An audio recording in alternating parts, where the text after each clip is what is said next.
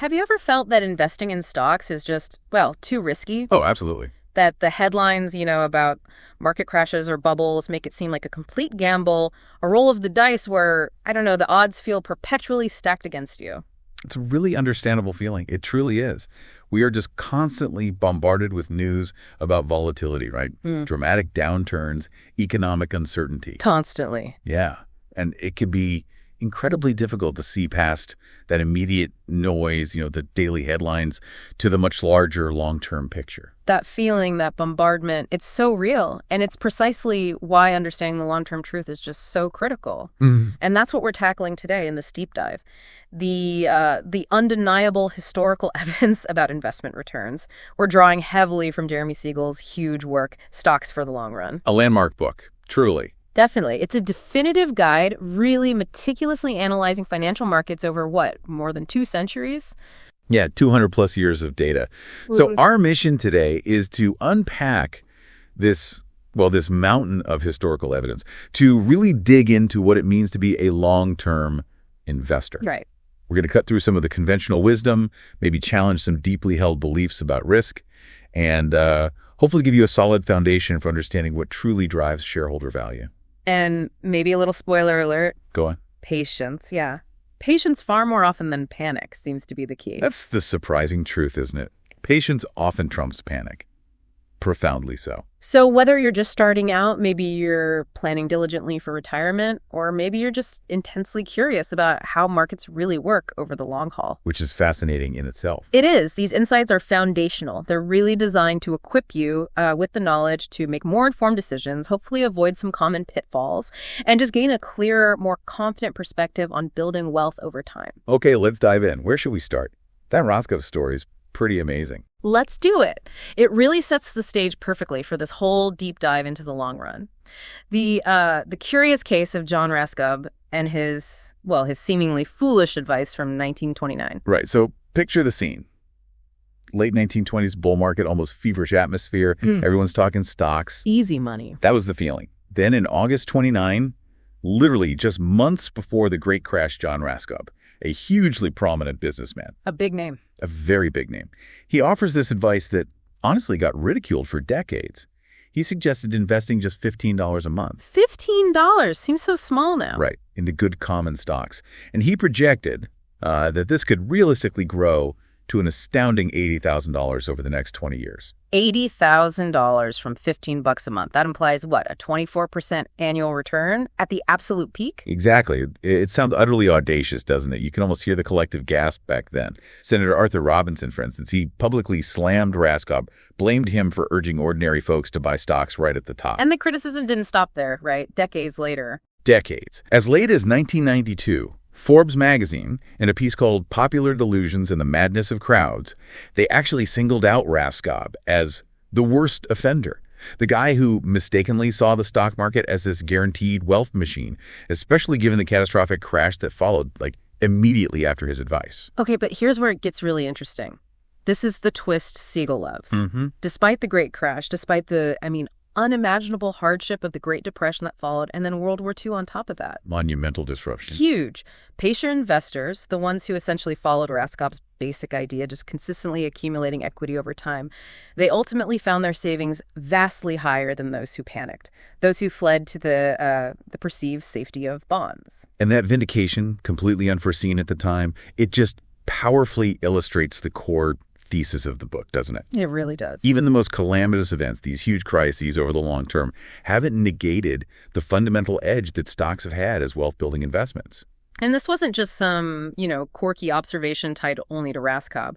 The very idea that common stocks could be a sound long-term investment was pretty radical back then. Oh, definitely. Stocks were seen as, speculative.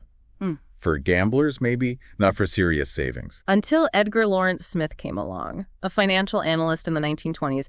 His book in 1925, Common Stocks as Long-Term Investments, it just shattered the conventional wisdom. Which was what? Bonds are always safer, always better, especially when prices are falling, right? Yeah. During deflation. Exactly. But Smith's research, really meticulous stuff, tracing stock returns way back to the Civil War. Yeah. It showed something totally unexpected. Common stocks actually outperformed bonds, not just during inflation, but kind of astonishingly, even during deflation. Wow. Okay. He famously concluded there was, and I'm quoting here, a force at work, tending ever toward increasing their principal value. He found the periods where market value stayed below your initial investment were comparatively short duration. The main risk was just time alone. That's a powerful statement. Time alone. Right. And it really turned financial thinking on its head. It did. Its influence was profound. Even big-name economists like Irving Fisher, who initially held the traditional view, stocks are only good during inflation. He changed his mind after seeing Smith's data. Right, and Fisher summarized Smith's findings with this observation that's still so relevant today. What was it again? He said something like, it seems then that the market overrates the safety of safe securities and pays too little for risky securities. He basically said diversified stocks surpassed bonds even in steadiness of real income or purchasing power. Which pretty much laid the groundwork for how we think about long-term investing now. Although, ironically, go on. Even after Smith's book, people like Benjamin Graham and David Dodd in their famous security analysis in 34, they still kind of blamed Smith's book for maybe feeding some of that speculative mania of the late 20s. A bit harsh, maybe. But the later research, much more extensive stuff. Yeah, like Fisher and Laurie in the 60s, and then Ibbotson and Sinquefield consistently from the 70s onwards. They all confirmed it, right, again and again. Stocks just delivered superior returns, even including the 29 crash, the Depression, wars, everything. They were finding like 9% annual returns for stocks from 1926 to 1960. Significantly higher than anything else. Which brings us neatly to what Siegel calls, rightly I think, the most important chart in this book, usually figure 1.1 or 2.4. That visual is incredible. It traces year by year how real after-inflation wealth grew for someone who hypothetically put just $1 back in 1802. One single dollar. Into stocks, long-term government bonds, T-bills, gold, and U.S. currency. Right up through 2021. Over 2 centuries of data. So when Siegel crunched all that data, what did that most important chart really scream out? What was the biggest takeaway for you?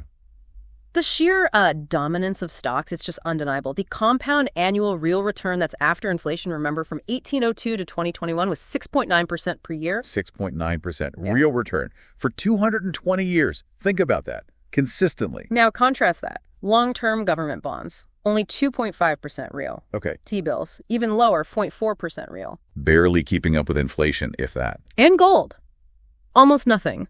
0.1% real return over 2 centuries. Wow. And U.S. currency. Well, holding cash, it basically became worthless over that long haul, lost almost all its purchasing power. It's just a stark visual proof of the power of owning productive assets. That level of performance is truly astonishing. And it's not just the number itself, but the resilience, right? Exactly. That consistent outperformance held up despite things that would make anyone panic. The 1929 crash, the 2008 financial crisis, even the crazy shock of the COVID pandemic. Yeah. The stability in those long-term equity returns through all of that is genuinely remarkable. It's such a powerful counter-narrative to all the short-term fear and noise. But, okay, some people might argue, and it's a fair point, that maybe the U.S. is special, the survivorship bias argument. Right, the idea that the U.S. went from a colony to this economic superpower, so maybe its stock returns are just an anomaly, an exception. Exactly. Can we really expect that elsewhere? Is this a universal truth or just a lucky American story? That's such a critical question. You have to look globally. And Siegel does, right? He brings in other research to tackle this head on. He does. He leans heavily on the fantastic work of Dimson, Marsh, and Staunton, 3 UK economists.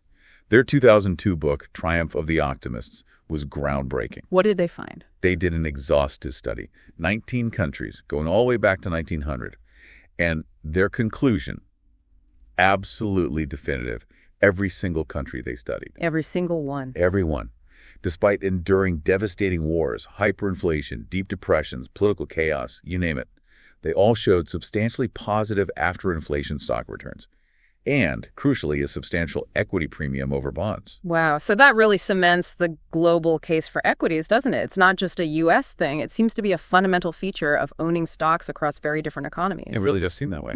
Okay, so if the long-term data is so overwhelmingly positive for stocks, what about the journey? Those wild bull and bear markets that feel so intense when you're living through them.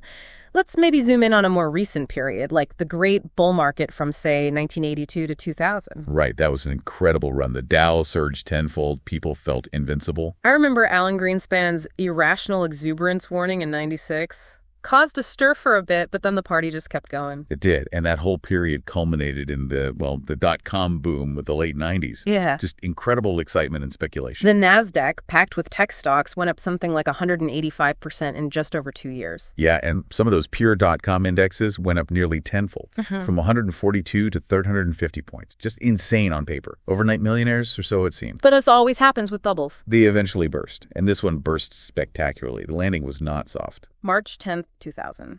That date is burned into a lot of investors' memories. The dot-com bust, the NASDAQ fell. What was it?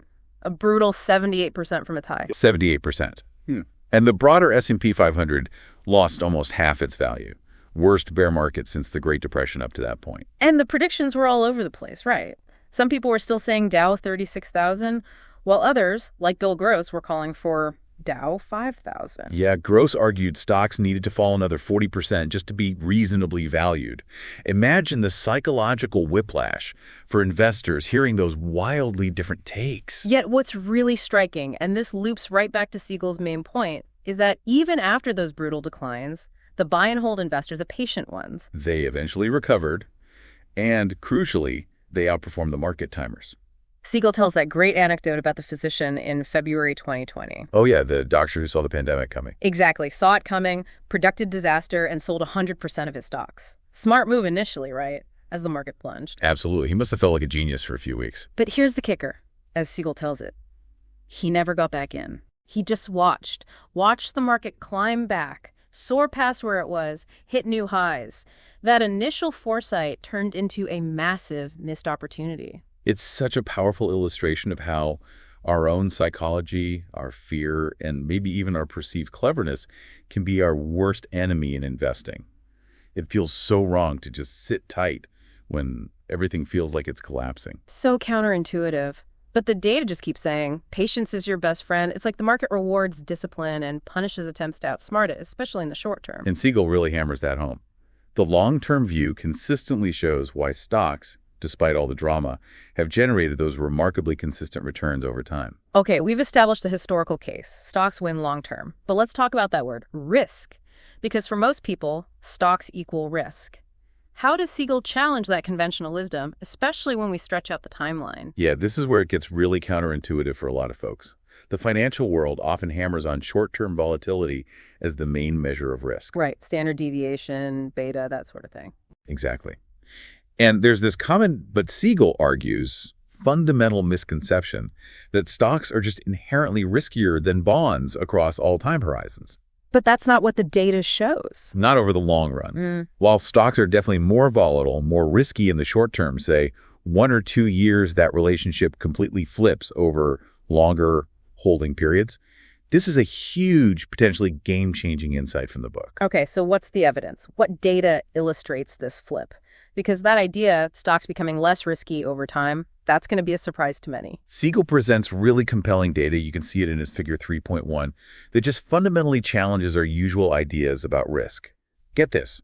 For 20-year holding periods, historically, stock returns have never fallen below inflation. Never. Over 200 years. Never. Let that sink in. If you held a diversified portfolio of stocks for at least 2 decades, you always preserved and usually significantly grew your purchasing power. That's an incredibly robust finding. Okay, now contrast that with the quote-unquote safe assets, bonds, bills. Exactly. Contrast that with bonds and T-bills. They experience significant real losses over many 20-year periods.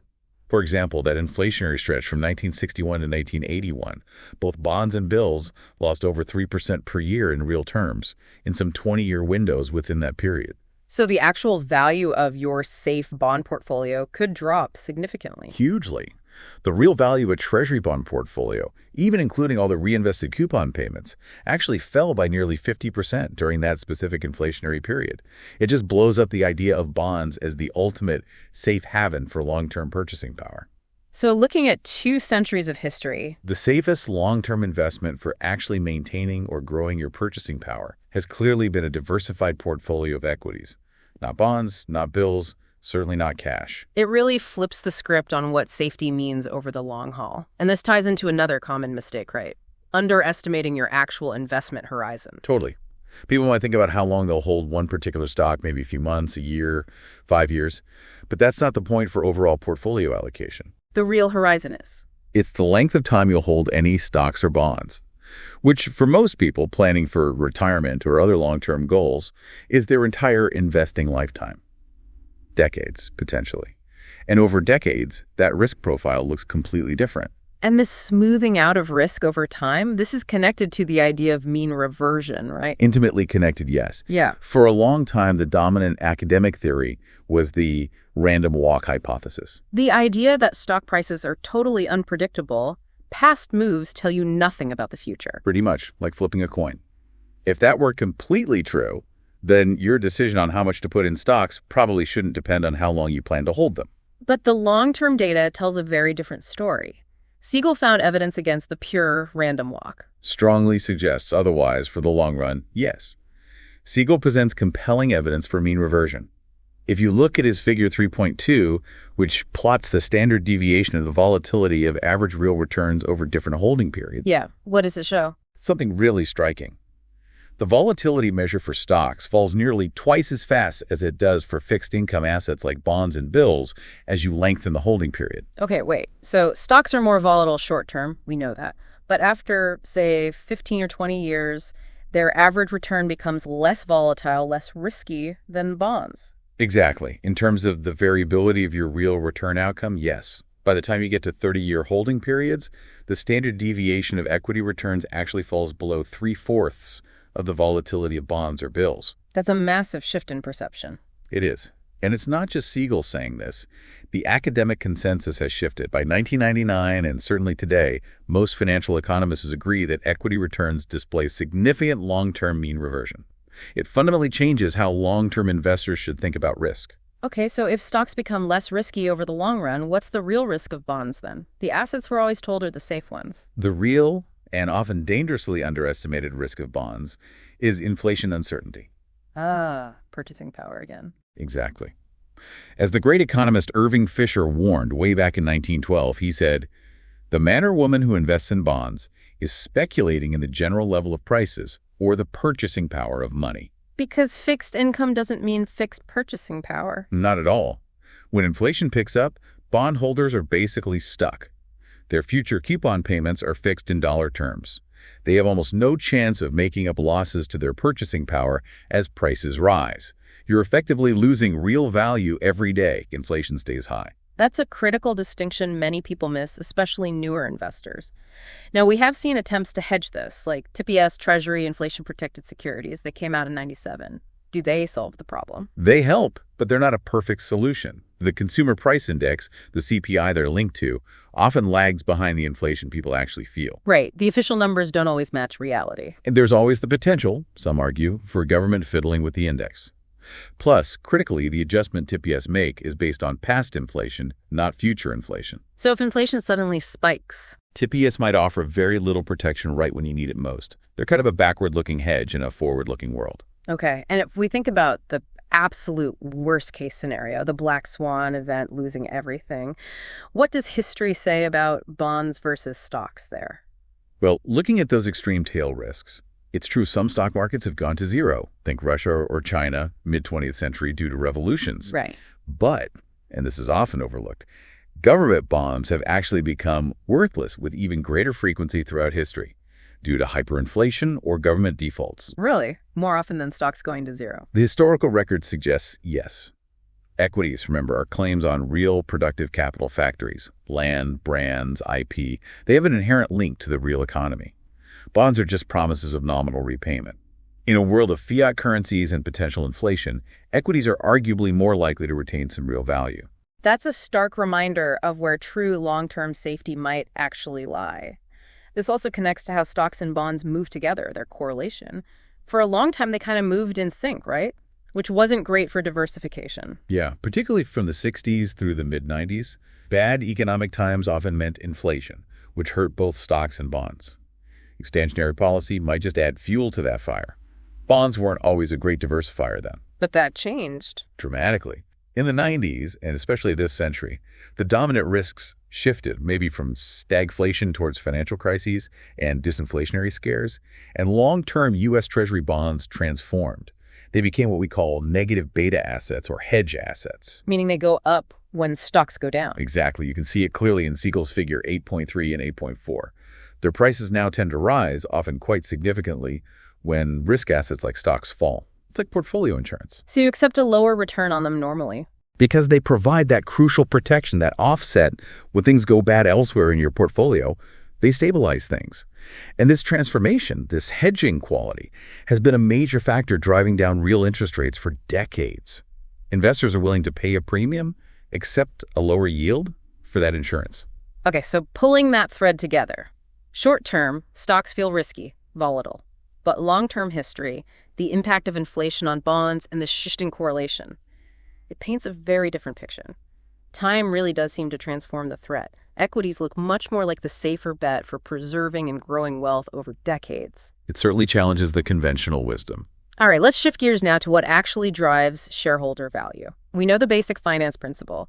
Asset values come from expected future cash flows, discounted back to today. Right, discounted by a risk-free rate plus some risk premium. For stocks, those cash flows ultimately come from earnings and how they're distributed. The Gordon dividend growth model is a classic here, linking stock value to future dividends. But Siegel makes a really critical point about dividends versus other ways of returning value, doesn't he? He does, and it's often overlooked, especially when people compare high dividend stocks to low or no dividend stocks. The key insight is this. If a company consistently earns the same return on the money it keeps and reinvests, its retained earnings, as the return investors demand for holding the stock, Okay. then its dividend policy, whether it pays out cash as dividends or keeps it for reinvestment or uses it to buy back shares, that policy itself does not change the firm's fundamental total value. It's just about how the value gets back to shareholders, not necessarily when or if via a dividend check. Precisely. If a company retains earnings instead of paying a dividend and reinvests that cash well, those retained earnings should generate higher future earnings and eventually higher future dividends or a higher final value. The present value stays the same. And the same logic applies to share buybacks. Exactly. If a firm uses cash to repurchase its own shares, it reduces the number of shares outstanding. So, earnings per share and future dividends per share for the remaining shareholders will naturally rise. Again, the firm's total value hasn't changed, just how it's sliced up among fewer owners. It's about optimizing the return of capital, not just the return on capital via dividends. And we've seen this play out historically, right? Dividend payout ratios have changed a lot. Absolutely. Siegel's table 7.1 shows payout ratios have fallen significantly since WWII. From maybe 67% of earnings paid out back then, down to around 49% or even lower more recently. But at the same time, Per share earnings growth and capital gains growth have accelerated. Why? Largely because of those retained earnings being reinvested productively, and increasingly because of share buybacks becoming much more common and significant. you just have to look at a company like Berkshire Hathaway. Perfect example. Famously pays no dividend, but it generates enormous cash flow that could be paid out. Instead, Buffett and Munger use it for buybacks when the price is right, or for new investments. It's the potential for future distributions or the growing value of the underlying assets, fueled by retained earnings, that drives its value. This leads us to understanding earnings themselves, which can get a bit murky. We hear about net income, or reported earnings, that's DAP, right? Okay. Generally accepted accounting principle. Correct. Sanctioned by FASB, the Financial Accounting Standards Board. But then analysts often talk about operating earnings. What's the key difference there, and why should investors care? It's a crucial distinction. Operating earnings try to strip out the weird stuff, the one-time items, non-recurring gains or losses, like selling off a division, restructuring charges, weird accounting adjustments. The goal is to get a cleaner picture of the company's ongoing core profitability. And GAAP earnings can be more volatile because of accounting rules. Increasingly so. FASB's rules have become more conservative, especially with mark-to-market accounting. These rules can force companies to write down asset values immediately based on current market prices, even if they have no intention of selling or if the price dip seems temporary. Which can make earnings look worse than the underlying business reality. It can certainly introduce more volatility and downward biases. It's why investors like Warren Buffett have publicly criticized some rules, saying they make reported bottom lines almost worthless for understanding the real economic earnings of a business like Berkshire. Okay, so when we hear on the news that a company beat the street during earnings season, what are they usually beating? Almost always, they're beating the whisper estimates for operating earnings, not necessarily the GAAP number. And what are whisper estimates? They're often slightly higher than the official consensus estimates you see published. Why? Because companies, maybe a bit cynically, tend to guide analysts low. They manage expectations downwards. Setting a lower bar so they can easily step over it? Exactly. It allows them to more reliably surprise the street on the upside when the actual numbers come in. That's why you consistently see something like 65–75% of companies beating estimates each quarter, often by just a penny or two. It's a bit of a game. And it's not just the earnings number itself, but the guidance too. Oh, absolutely. Forward guidance from management, what they expect for future earnings and revenue, is often an even bigger driver of short-term stock price moves than the past quarter's results. Okay, let's zoom out from company specifics to the bigger economic picture. Interest rates and stock prices. Many people assume the long decline in real interest rates we've seen is just down to easy money from central banks, like the Fed. Is it that simple? It's definitely far more nuanced than just blaming or crediting the central banks. While they certainly influence short-term nominal rates, Siegel emphasizes that long-term real interest rates are mainly determined by deeper, fundamental, real economic forces. Not just monetary policy. Not primarily. Economists figured this out over a century ago. People like Boone, Belwork, Wicksell, Fisher. Their insights about what drives the natural rate of interest are still incredibly relevant. So what are those big real forces that Siegel points to? Because, yeah, most of us just think Fed. The main drivers are things like economic growth potential, society's time preference, and risk aversion. On the growth front, we've seen significant slowdowns that naturally suppress the demand for capital. How so? Well, first, global population growth is slowing down dramatically. Falling fertility rates everywhere. Yeah. Many developed countries, and now even giants like China and maybe soon India, are below the replacement level of 2.1 children per woman. Which means fewer workers relative to retirees down the line. A smaller proportion of the population actively creating demand for new capital investment by businesses. And the second growth factor. Productivity growth has also slowed considerably. Siegel's Table 8.2 shows that in the last decade or so, productivity growth fell across almost all major developed economies, including the U.S., dropped from maybe 2.2% a year in the 2000s to just 0.9% in the 2010s.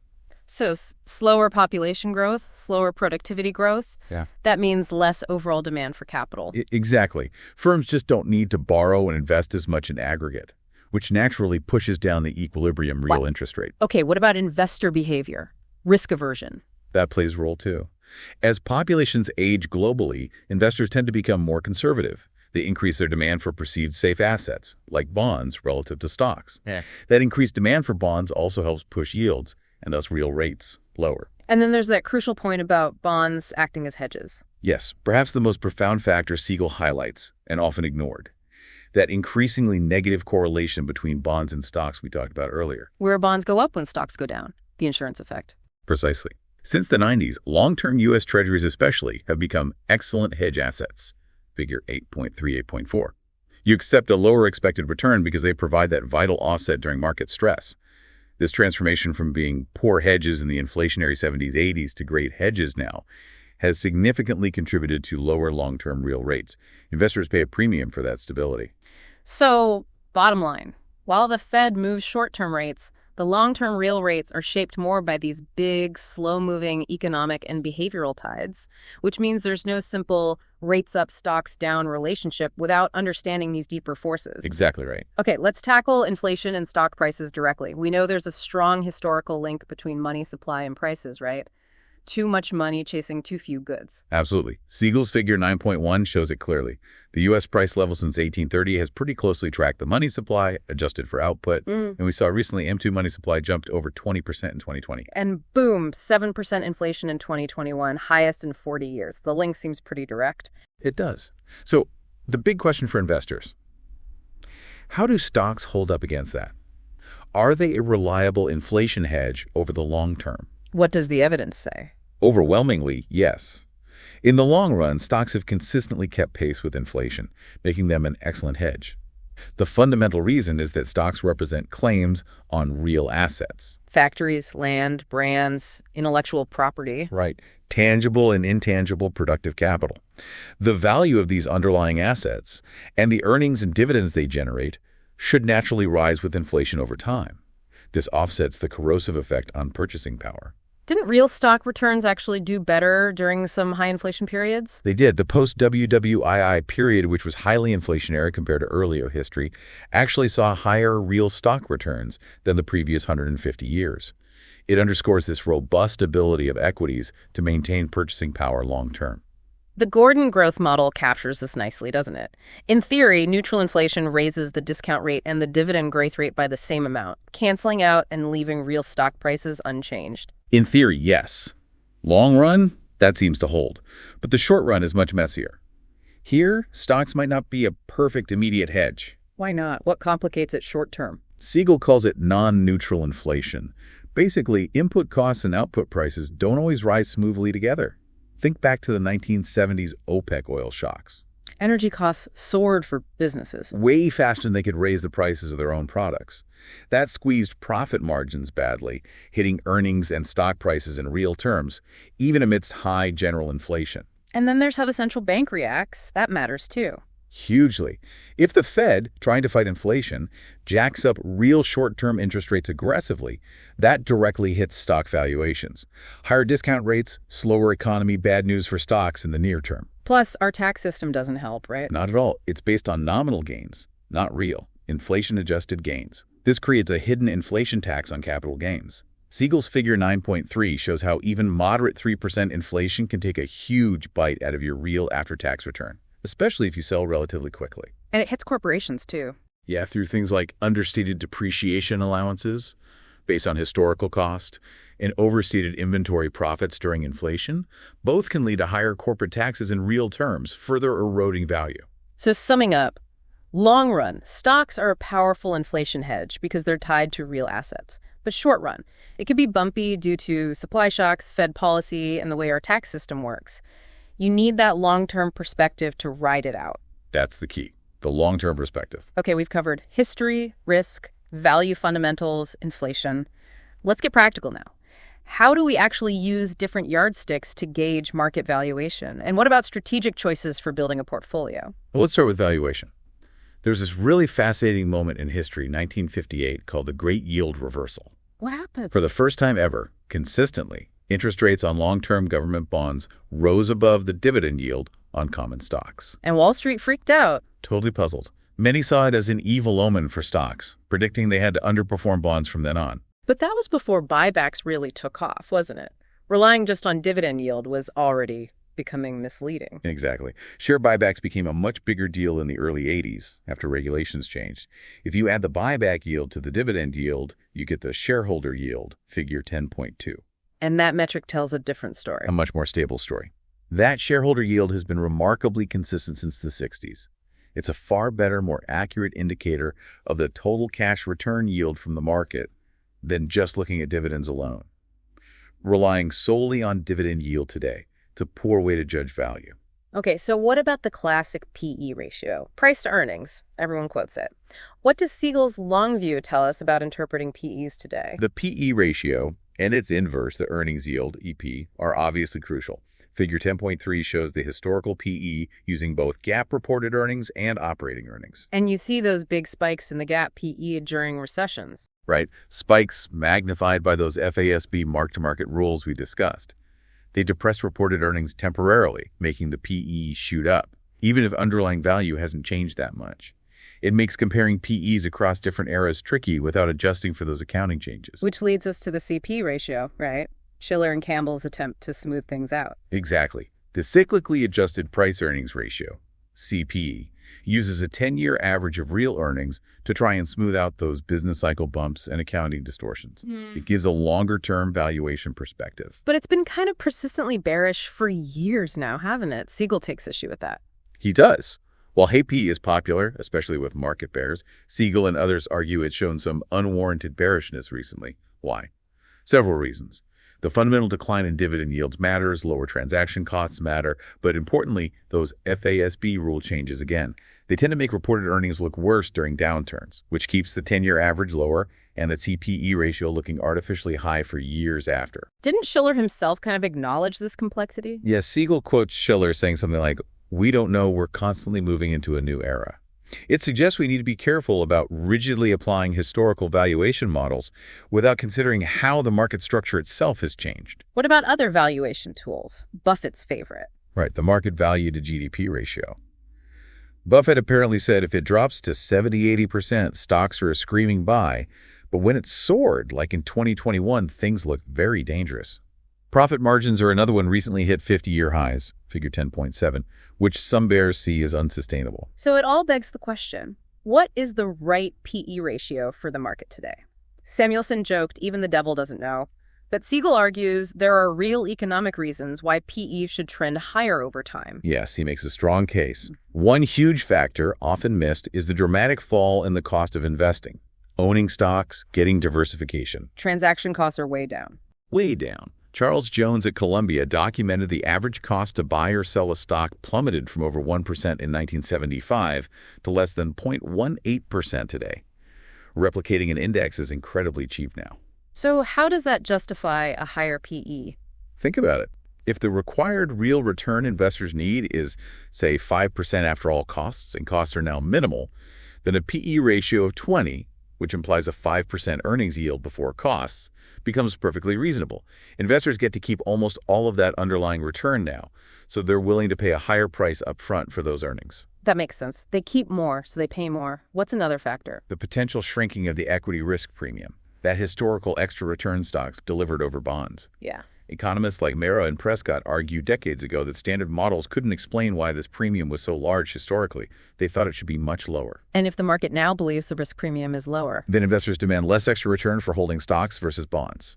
A lower required return mathematically translates into a higher justifiable PE ratio. Stock valuations naturally rise. There's an irony there, isn't there? If stocks finally reach valuations consistent with theory, it benefits the older generation selling, but it implies lower future returns for younger investors still buying in. The very recognition of stock superiority might bid up prices to levels where future superiority is diminished. Okay, shifting from valuation to portfolio strategy. The old rule of thumb, 100 minus your age in stocks. Does mean reversion challenge that? It does, somewhat. Mean reversion suggests younger investors who have tons of human capital, their future lifetime earnings should actually hold a higher percentage in stocks. Why? Because if markets tank short-term, they have decades of future savings and earnings potential to recover and offset those losses. Their human capital acts like a bond, balancing the risk of their financial capital. And Siegel's figure 3.5 looks at the probability of running out of money. Yeah, it shows that while maybe a 50-50 stock-bond mix minimizes that probability based on some historical simulations, if you expect lower future returns from the market. Which many do today. Then, counterintuitively, you might actually need to allocate more to stocks, maybe 80–100%, to have the best chance of reaching your long-term goals and not running out of money. You need that higher potential growth engine working harder for you. That really turns the get more conservative as you age rule on its head. Even Samuelson considered 100% stocks for retirement back in '67, saying we live in an age of growth and inflation. Seems more relevant than ever, perhaps. Now let's broaden the view globally. Despite maybe some recent underperformance of international markets versus the U.S., Siegel still argues for global investing, right? Strongly. Figure 4.3 shows the U.S. is dominant, sure, over 60% of world equity value in 2021. But developed Europe is still significant at 16%, emerging markets at 11%. You can't ignore the rest of the world. But why not just stick with U.S. stocks if they've done better lately? A lot of people ask that. Several reasons. First, defining a foreign firm just by its headquarters is kind of arbitrary now.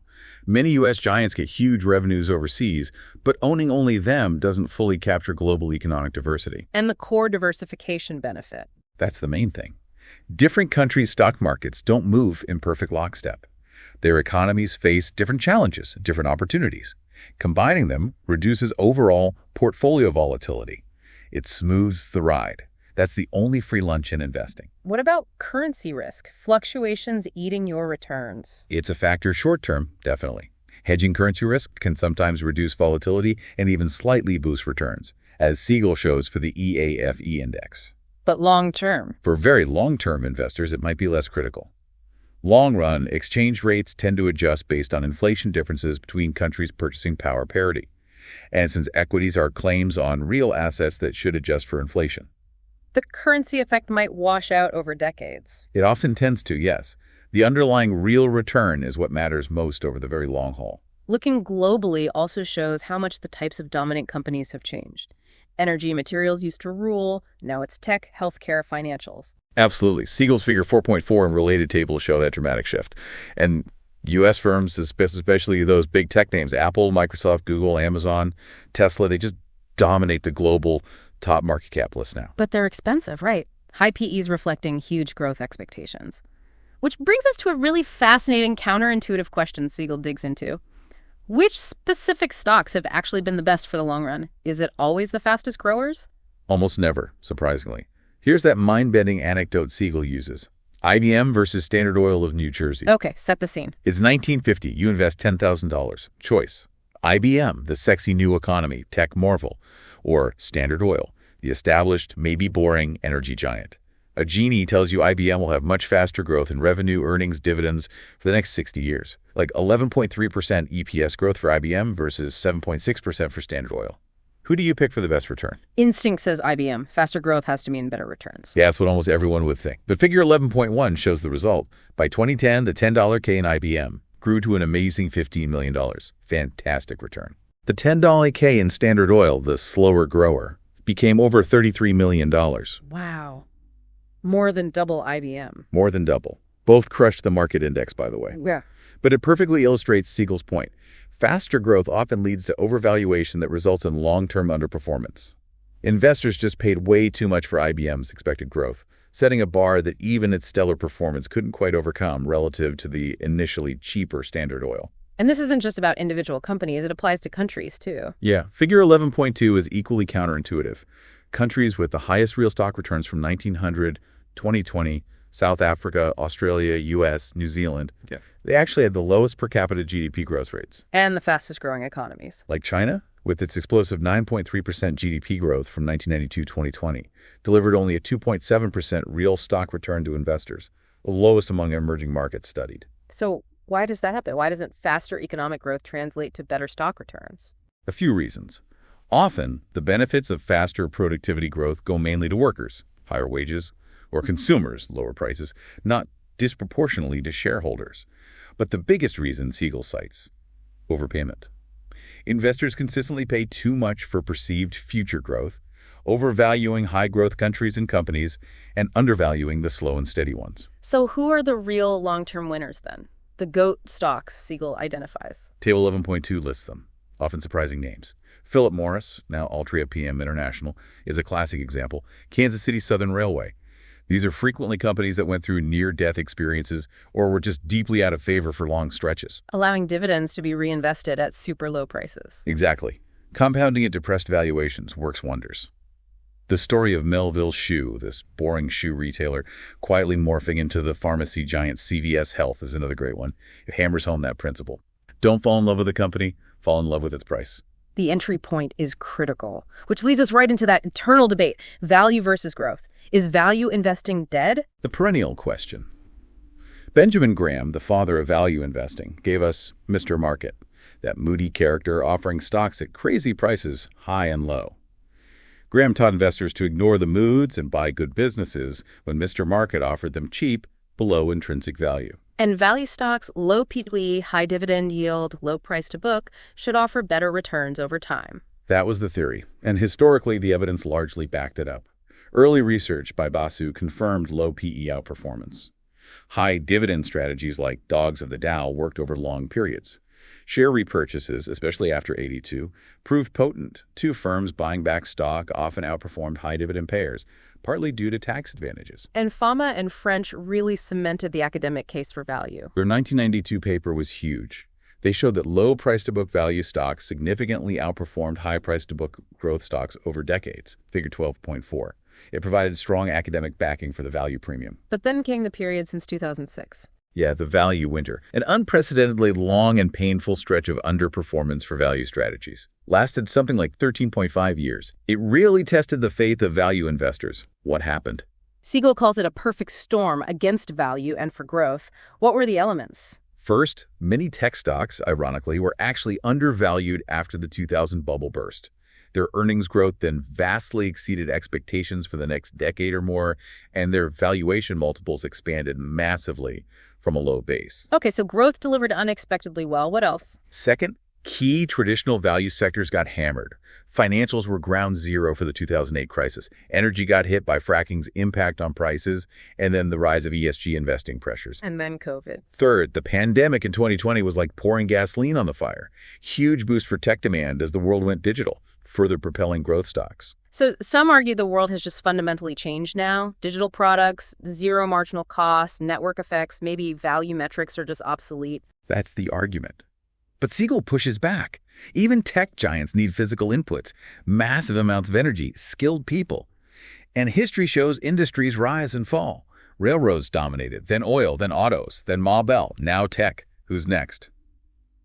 The world is always changing, but the principle of not overpaying for growth seems timeless. Declaring value dead ignores that cyclicality. Which brings us near the end to market efficiency. Efficient market hypothesis, EMH, says prices reflect all info, beating the market is hard. But the noisy market hypothesis says irrationality and other factors create deviations. Right. And here's one last startling fact that underscores why broad diversification is so vital. Research by Bessenbinder and echoed by J.P. Morgan. Looking at thousands of individual stocks over decades, they found something incredible. Only about 27.5% of individual stocks actually managed to outperform boring T-bills over their lifetime. Only about a quarter beat cash. Wow. And how many beat the market itself? Even fewer. Only about 4% of individual stocks actually outperform the overall market index in the long run. 4%, that's staggering. It really is. It means that the vast majority of individual stocks actually underperform. Trying to pick the few big winners is incredibly difficult, statistically a losing game for most people. So the conclusion is unavoidable. Broad diversification, like through a low-cost index fund, is the only guaranteed way to capture something close to the superior long-term returns that the stock market as a whole has historically offered. Building a concentrated portfolio might make you rich if you're incredibly skilled or lucky, but odds are heavily stacked against you. Okay, so let's try to wrap this incredible journey through Siegel's work, really the core ideas from those foundational first chapters up through his strategic discussions. What's the big single takeaway from this deep dive? For me, it's simple but so easily forgotten in the day-to-day market madness. Stocks have been, and despite everything, crises, shifts, new technologies, pandemics, they continue to be the single best long-term investment for building real wealth and preserving your purchasing power. The historical verdict is just that clear. We've seen how the market often gets growth wrong, paying too much for glamour and undervaluing boring stability. We've seen how time itself flips our notion of risks upside down, and how patience, discipline, just staying the course. Not panic. Not trying to be clever with timing. That's truly your greatest ally. The historical record shouts it loud and clear. Despite the bumps, the bear markets, the headlines screaming doom, equities reliably deliver substantial real returns over the long haul. So maybe the final thought for everyone listening, as you look ahead at your own investments, consider not just what you invest in, but how long you are truly psychologically prepared to commit. And maybe ask yourself this. In a world that's always changing, where inflation is a constant reality and the economic landscape keeps shifting, what does safety truly mean for your money? Is it a fixed number of dollars that buys less each year? Or is it owning a piece of the real, productive, growing global economy? The long-term perspective, it really does change everything. Deep dive. Have you ever found yourself scratching your head, wondering why what seems like fantastic economic news sends the stock market tumbling? Yeah, that happens a lot. Or how those historical patterns that feel like a crystal ball often lead investors astray? Absolutely. It's easy to get caught up in those.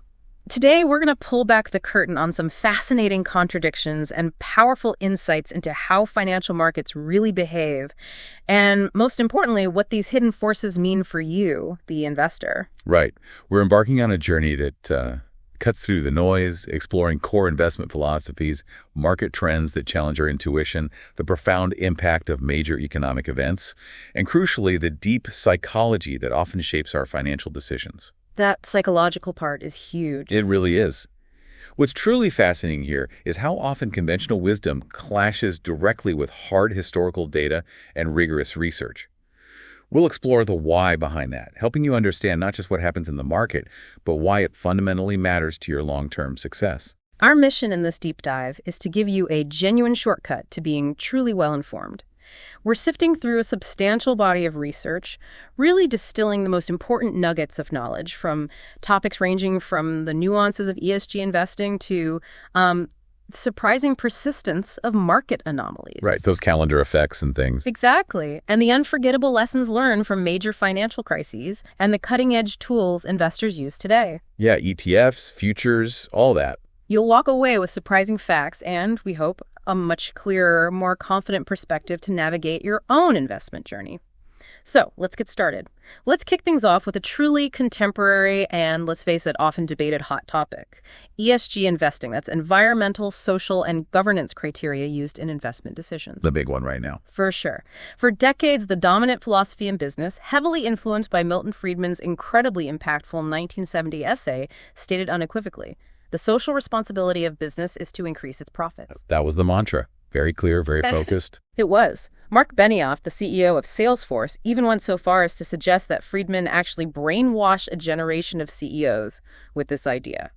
Pretty strong words. Yeah, that's quite a statement. Yet the landscape is undeniably changing. There's a growing body of evidence suggesting that pursuing ESG objectives can, in fact, enhance a company's overall valuation. Okay, how so? Well, this is particularly true when companies adopt best practices in the governance category. Things like establishing tight auditing standards or increasing the transparency of their decision-making processes. Right, good governance seems like a no-brainer for value. It often is. Companies that excel here might genuinely sell at a higher earnings. Multiple, meaning investors are willing to pay more for each dollar of their profits. Beyond these direct financial benefits, some investors also report a psychic pleasure from owning ESG stocks. It simply feels good to invest in companies that align with your values. The feel-good factor. Exactly. And let's not forget the crucial aspect of risk hedging. Environmentally friendly firms, for instance, might offer a significant buffer against adverse climate changes or potential future regulations, reducing long-term risks. And we've certainly seen a strong surge in demand for ESG investments recently. Definitely. Research by Casey Clark and Marshad Lalit of Rockefeller Asset Management really illustrated this point, showing that firms which specifically improved their ESG ranking actually outperformed the market over the past decade. Interesting. Yeah, this trend isn't just theoretical. It's been a clear driver of returns, especially through 2021. Much of this outperformance was fueled by this faster-than-expected growth in ESG investing itself, combined, in many cases, with faster profit growth from these very firms.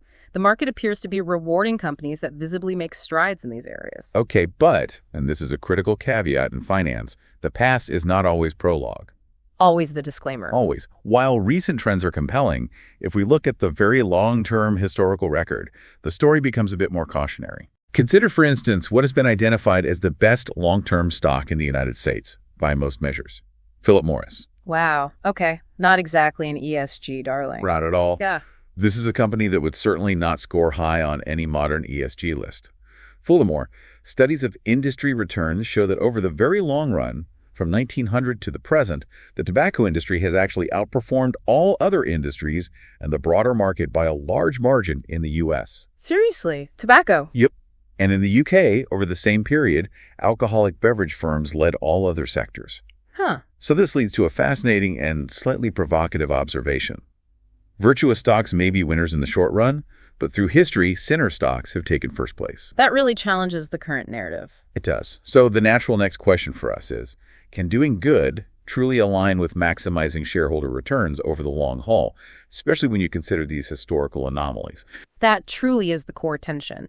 And interestingly, the research suggests that even Friedman's doctrine, with its intense focus on management's duty to owners, may not be entirely inconsistent with pursuing ESG goals after all. How does that work?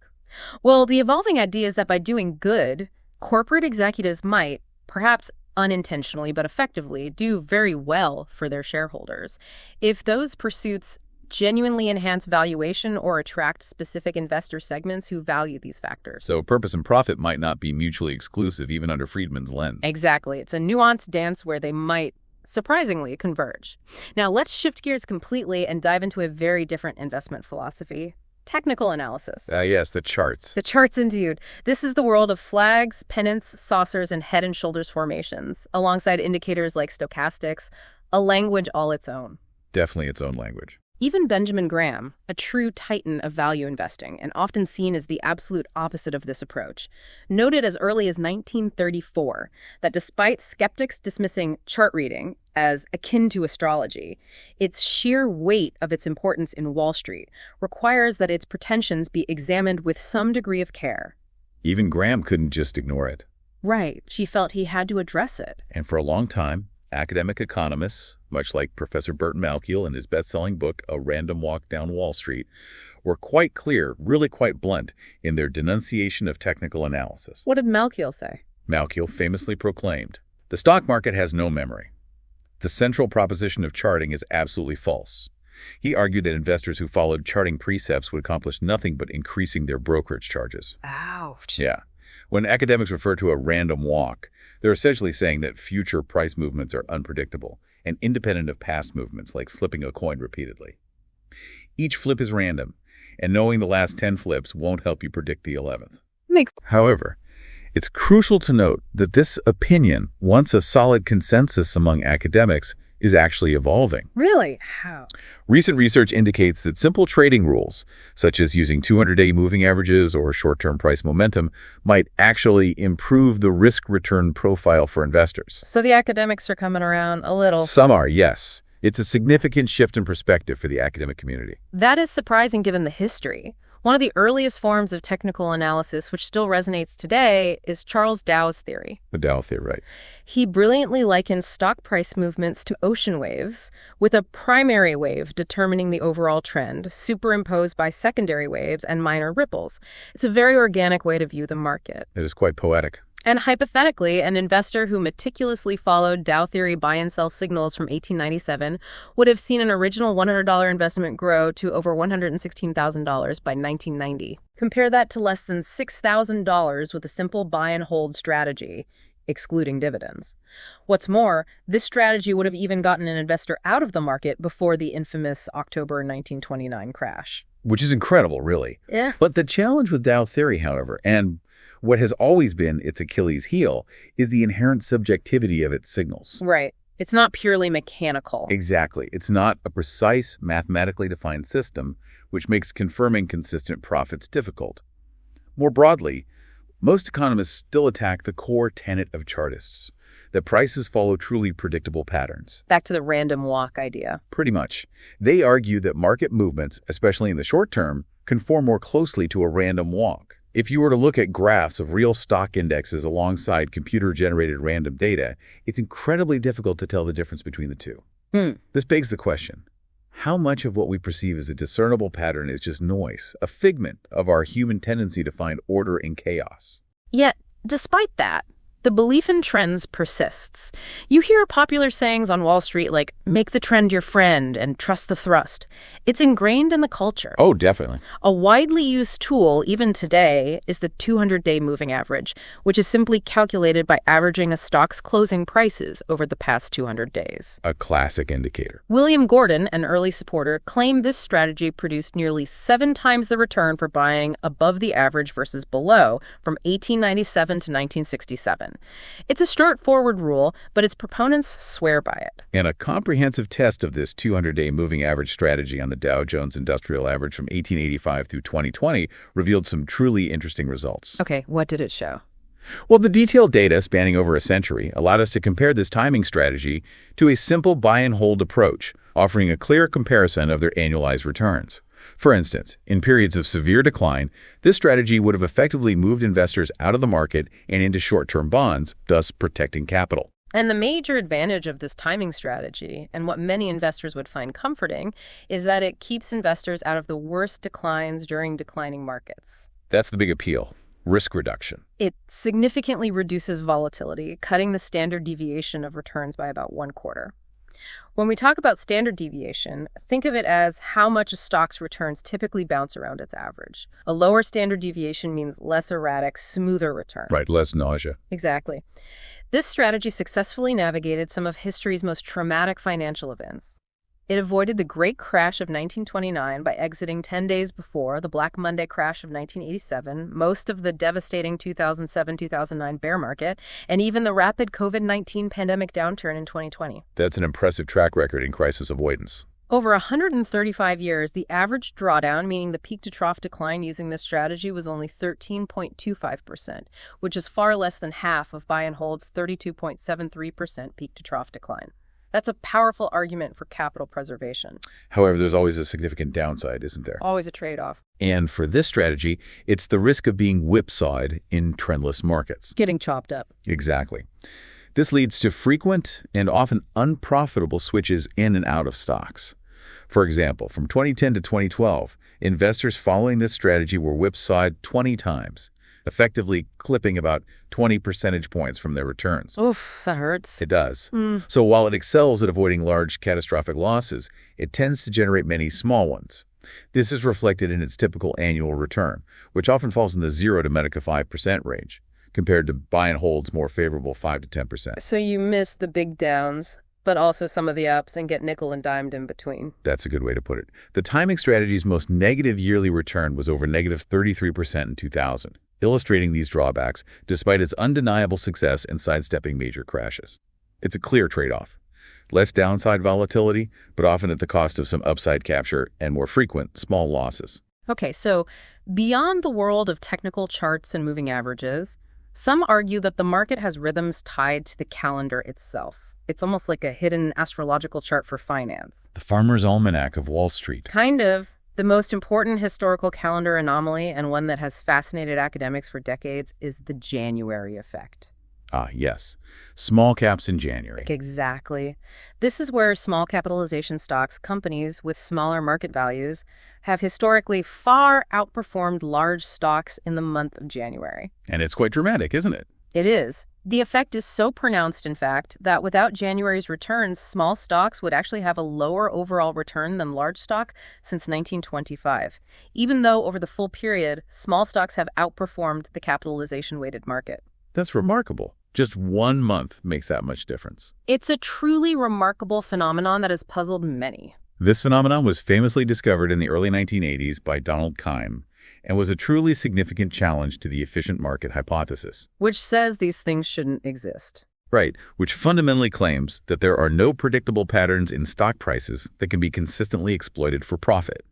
The data vividly illustrates this, showing not just small stock outperformance in January in the U.S., but also highlighting that the January effect isn't just a U.S. phenomenon. Oh, it happens elsewhere too. In Japan, for example, excess returns on small stocks in January were even higher, at 7.2% per year. Wow.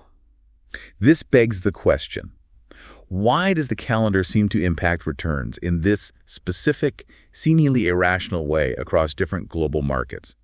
Is it tax loss selling at year-end that creates buying opportunities in January, or something else entirely? The why is tricky, and the calendar's quirks don't stop there. It's not just January. No, there are others. The data shows that stocks generally perform much better in the first half of the month than the second half. The turn-of-the-month effect. Right. They also tend to do well before holidays, and they do exceptionally well between Christmas and New Year's Day. The Santa Claus rally. That's the one. It almost feels like the market gets a little holiday cheer, or perhaps a pre-paycheck boost as people get ready for spending. But perhaps the most striking and persistent calendar anomaly, one that truly stands out, is September.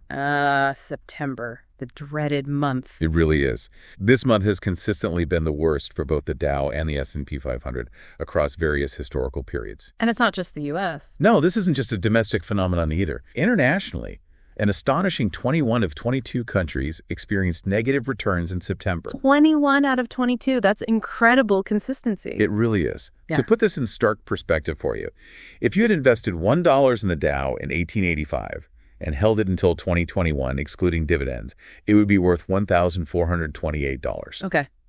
But if you would put your money in the market every month except September, that same dollar would be worth $6,167. Whoa, that's a huge difference. It is. Conversely, if you had invested that $1 only in September since 1885, it could be worth a mere 23 cents today. 23 cents. So you'd have lost most of your dollar just by being invested in September. Over the long run, yes. This level of consistent underperformance for a single month is truly remarkable and defies easy explanation, though some attribute it to post-summer lull or maybe fiscal year-end selling for some funds. That's a mind-boggling difference. And speaking of calendar-based predictions, there's also the old Wall Street saying, as the market goes in January, so goes the rest of the year. The January barometer. Right. And what's fascinating is that there's actually some predictive power to it. It's not just folklore. Apparently not entirely. When January's return has been negative, the average return for the rest of the year has been less than half of what it is when January is positive. Okay, that's significant. Even more compelling, if January is negative, the rest of the year is negative more than 1/3 of the time. It's not a perfect predictor, obviously, but it's certainly more than just a quaint saying. It has statistical backing. Interesting how these calendar patterns persist, even if we can't fully explain them. Let's talk about a core paradox in finance that often confuses Main Street. What seems like good news for the economy is often interpreted as bad news on Wall Street. Ah, the good news is bad news phenomenon. Exactly. Take July 5, 1996 as a perfect example. U.S. employment statistics were announced, showing a surge in payrolls, unemployment at a 6-year low, and the biggest wage increase in 30 years. Sounds great on the surface. Right. President Clinton hailed it as a sign of the most solid American economy in a generation. Sounds fantastic. But the financial markets were stunned. What happened? Long-term bond prices immediately collapsed, interest rates rose, and S&P 500 index futures fell 2%, causing world equity markets to lose a staggering $200 billion within seconds. Ouch. A brutal reaction to seemingly good news. Totally counterintuitive if you're just looking at the headline. This illustrates a truly crucial principle for understanding market behavior. Markets react primarily to the difference between what was expected and what is actually reported. It's all about the surprise factor. Precisely. Security prices, by their nature, already incorporate all publicly available and expected information. If, for instance, bad earnings are widely anticipated for a company, the price of that stock already reflects that gloomy expectation. So the bad news is already priced in. Exactly. If the actual report isn't as bad as expected, the price will ironically rise upon release, not because the news is inherently good, but because it's less bad than the market had already priced in. Okay.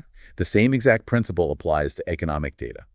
What's fascinating here is how quickly sophisticated markets, with their high-frequency trading and algorithmic reactions, price in this nuanced information, often leading to counterintuitive reactions for the uninitiated or those focused solely on the headline number. And the market's reaction also strengthens with consistency, right? Yes, that's a key point.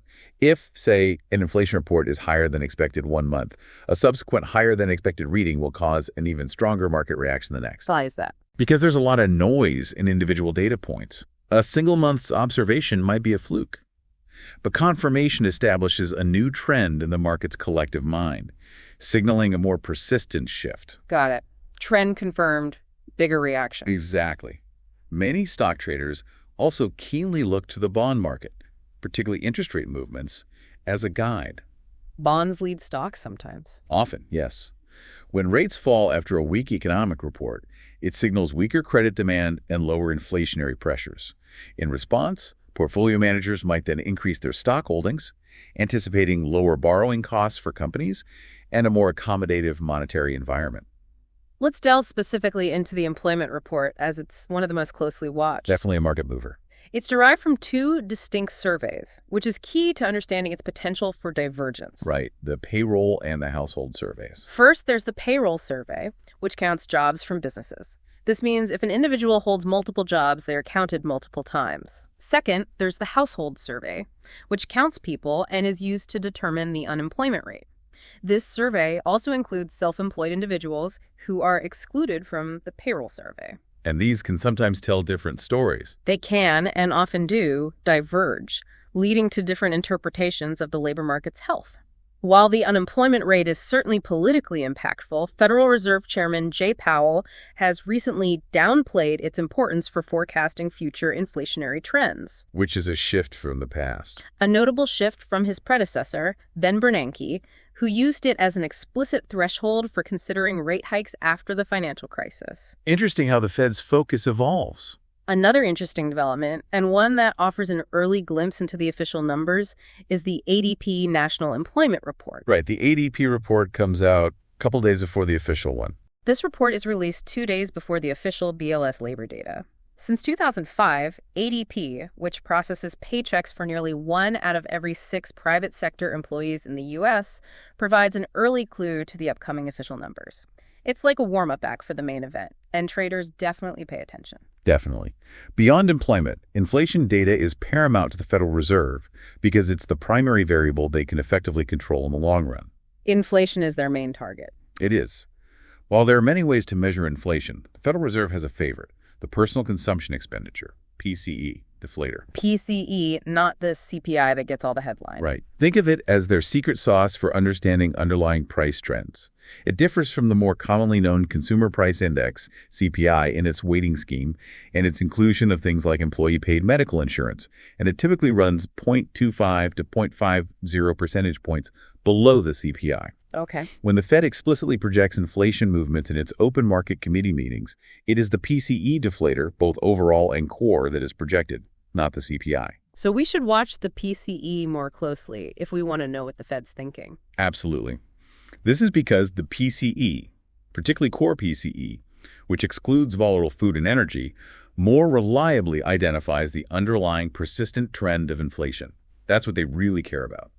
Other key releases bearing on inflation, offering a broader picture of labor costs, include the hourly wage rate, which is found within the monthly employment report, and the quarterly employment cost index, which provides a comprehensive look at both wages and benefits. Right. Those give a sense of wage pressures. These give a fuller picture of the cost pressures facing businesses. And the bottom line for investors is that worsening, or higher than expected, inflation is generally negative for the stock market. Why is that, fundamentally? Investors understand that inflation increases the effective tax rate on both corporate earnings and capital gains. More importantly, and perhaps more directly, it induces the central bank to tighten credit, which in turn raises real interest rates. Making borrowing more expensive. Exactly. This makes future borrowing more expensive for companies, impacting their profitability and growth prospects, and thus stock valuations. Bad news for stocks, generally. To truly understand our current monetary system, where money just seems to appear, we need to look back at the gold standard. It feels like ancient history now, but it shaped economic thought for centuries. It really did. Historically, it was only suspended during truly major crises, like the Napoleonic Wars or World War I. So it's pretty rigid. Very. While it provided overall price stability in the 19th and early 20th centuries, by linking currency to a fixed quantity of gold, this stability came at a significant cost. Central banks relinquished control over monetary conditions. What did that mean in practice? It meant they were unable to provide additional money during economic or financial crises, which famously turned into a crippling straitjacket during the devastating 1930s Great Depression. The system simply couldn't respond to the demand for liquidity when everyone needed cash. So the stability came at the cost of flexibility. Precisely. The pivotal moment that irrevocably changed this arrived on August 15, 1971. Nixon closing the gold window. That's the one. On that day, President Nixon announced his new economic policy, which included freezing wages and prices and, most crucially, permanently closing the gold window. This action permanently broke the link of the U.S. dollar to gold. And how did the market react? Panic. Surprisingly, no. The stock market reacted with enthusiasm, jumping almost 4% on record volume. Investors, it seems, agreed that gold was a monetary relic. Wow, so they were ready for the change. Apparently so. What's fascinating here is how swiftly markets responded to what was a profound long-term shift in global monetary policy, signaling a new era of fiat currency money backed only by government decree. With the dismantling of the gold standard, there were no longer any constraint on monetary expansion. The shackles were off. And this new era swiftly brought inflation, notably the oil shocks of the 1970s. Right, the flip side of flexibility. In response to these inflationary pressures, Congress attempted to rein in the Federal Reserve, passing resolutions and acts like Humphrey Hawkins, which obliged the Fed to announce specific monetary growth targets and testify biannually before Congress. Trying to put some guardrails back up. Exactly. It was a clear attempt to bring transparency and accountability to a newly unchained central bank. The process by which the Fed controls the money supply is, at its core, not really that complicated, though it sounds mysterious. How does it work? Like a printing press? Not exactly a physical press. When the Fed wants to increase the money supply, it simply buys a government bond in the open market, paying for it by crediting the reserve account of the bank, thereby creating money. So it just types numbers into a bank's account? Essentially, yes. That's how new base money enters the system. During the Great Financial Crisis, the Fed engaged in what became known as quantitative easing, or QE. QE, we heard that a lot. We did. This involved massive open market purchases. These purchases pushed bank reserves far in excess of requirements, leading to an ample reserve regime. What does that mean, ample reserves? It means banks have way more reserves than they need. In this regime, the Fed funds rate, the benchmark for short-term interest rates, is primarily set by the interest rate the Fed pays on those reserves. This rate then effectively anchors all other short-term interest rates across the economy. So the rate the Fed pays on reserves becomes the key policy tool? In an ample reserve system, yes. Given this immense influence, it's reasonable to expect central bank policy to impact stock returns. You'd think so. If you were to look at the historical relationship between the Fed funds target rate and the S&P 500 from 1971 to 2021, you'd find something interesting. What's the connection? Before 1990, there was very little correlation between the two, and what little existed was actually slightly negative. However, since then, the correlation has been more positive, with stronger stock prices associated with rising rates. Wait, rising rates are good for stocks? That seems wrong. It seems counterintuitive, but empirically, the Fed funds rate tends to lag stock movements. So stocks move first, then the Fed reacts. Often, yes. It suggests that stock investors are often quicker to detect economic strength or weakness than the Fed is to change its rates. The market anticipates the Fed, essentially. Interesting. This leads us to a new frontier in money, Bitcoin. Crypto. It's a digital asset that can be transferred peer-to-peer without the need for central banks or other financial intermediaries, with transactions verified securely on a blockchain. A completely different paradigm. Bitcoin's price appreciation has been unprecedented, just staggering. A $1,000 investment made at 5 cents per coin in 2009 would have been worth an astounding $1 billion by December 2021. Numbers that are hard to even comprehend. Totally. To put its scale in perspective, while global M2 money supply is by far the largest, followed by central bank assets and then gold, cryptocurrencies have emerged as a significant, though still smaller, new category. Bitcoin itself comprised about half of all cryptocurrencies in early 2022. It's become a real asset class, no doubt. When we assess the fundamental qualities of monetary assets, it's a fascinating comparison. National currency, or fiat currency, is legal tender, but inherently loses real value with inflation. Its biggest weakness. Digital currency could overcome physical currency's limitations, but at the cost of anonymity. Bank deposits offer inexpensive transfers. Gold, limited in supply, retains value well and offers anonymity, but crucially isn't an efficient medium of exchange. Hard to buy coffee with gold bullion. Right. Bitcoin, also limited in supply, isn't yet a widely accepted unit of account and, in its short history, hasn't proven to be a consistent hedge against other risk assets. The question for society and economists is, what combination of these qualities best serves society's needs for money? That's the big debate. From a macroeconomic perspective, cryptocurrencies present a potential, albeit still theoretical, threat to central bank money and traditional bank deposits. How so? If the public significantly increases its holding of cryptocurrencies, it could reduce the demand for central bank money, which would likely lead to inflation and make monetary control by central banks much more difficult. Undermining the Fed's power. Potentially. If goods and services were to be priced predominantly in cryptocurrencies like Bitcoin, which are inherently limited in supply, the monetary system would begin to resemble the gold standard once again. Meaning there'd be no inflationary bias, which some see as good, but it would also mean the inability to provide crucial liquidity in times of crisis, back to the straitjacket problem. So the same limitations. Exactly. This implies that central banks should aggressively aim to make their fiat currency more attractive against competitors, primarily by keeping inflation low and continually improving the efficiency of transactions. Fight fire with fire, essentially. Let's pivot to one of the most impactful financial events of our time, the Great Financial Crisis of 2008-2009. A defining moment for a generation. Definitely. The bankruptcy of Lehman Brothers in September 2008 sent shockwaves across global markets, immediately followed by speculative attacks on AIG, which was then the world's largest insurance company. AIG was huge, systemically important. Amidst this chaos, Treasury bill yields fell towards zero, a level last seen during the Great Depression. This sparked a chilling, almost existential question for many. Could this be the start of the Second Great Depression? The fear was palpable. It truly felt like the abyss for a while there. This crisis, as severe as it was, didn't emerge out of nowhere, though. No, there were warning signs. It was preceded by a period widely referred to as the Great Moderation, characterized by an unusual degree of economic stability and low volatility. People thought volatility was dead. Pretty much. This prolonged stability, paradoxically, led investors to believe that central bank actions would counteract any severe economic shocks. This fostered lower risk premiums and, crucially, an increased appetite for risk assets. Complacency set in. Big time. However, as Hyman Minsky's financial instability hypothesis suggests, long periods of stability and rising asset prices can, over time, draw in speculators and create excessive leverage within the financial system. Stability breeds instability, essentially. Interesting paradox. All that was needed then was a small bump on the road. In this case, an unexpected surge in subprime mortgage defaults to trigger a full-blown systemic crisis. And that bump came from the housing market.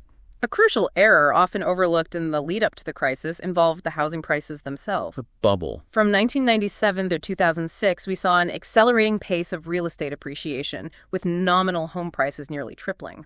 But a key warning sign, one that should have garnered more attention, was the ratio of housing prices to median family income. What did that show? This ratio, which had historically remained in a remarkably stable 2.5-3.1 range from 1978 to 2002, surged dramatically to 4.1 by 2006, nearly 50% above historical levels. A massive deviation from the norm. That's a glaring red flag. It should have been. While this should have alerted investors and regulators to potential overvaluation, there were, to be fair, what seemed like plausible reasons given at the time. Like what? Significant declines in interest rates, for example, made home financing extremely cheap, seemingly justifying higher prices.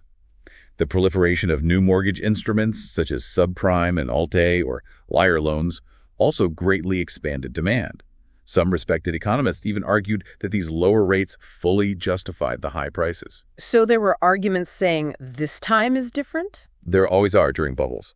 This echoes a past situation with stock dividend yields versus bond yields from 1957, where a similar sell signal proved costly for those who acted on it, as stocks then proved to be a much better hedge against inflation. Making it harder to trust the signals next time. Exactly. This raises an important question for us. How do we distinguish between justified market shifts, driven by fundamental changes, and unsustainable bubbles, fueled by speculation and faulty assumptions? That's a profound question, and it clearly wasn't answered well at the time.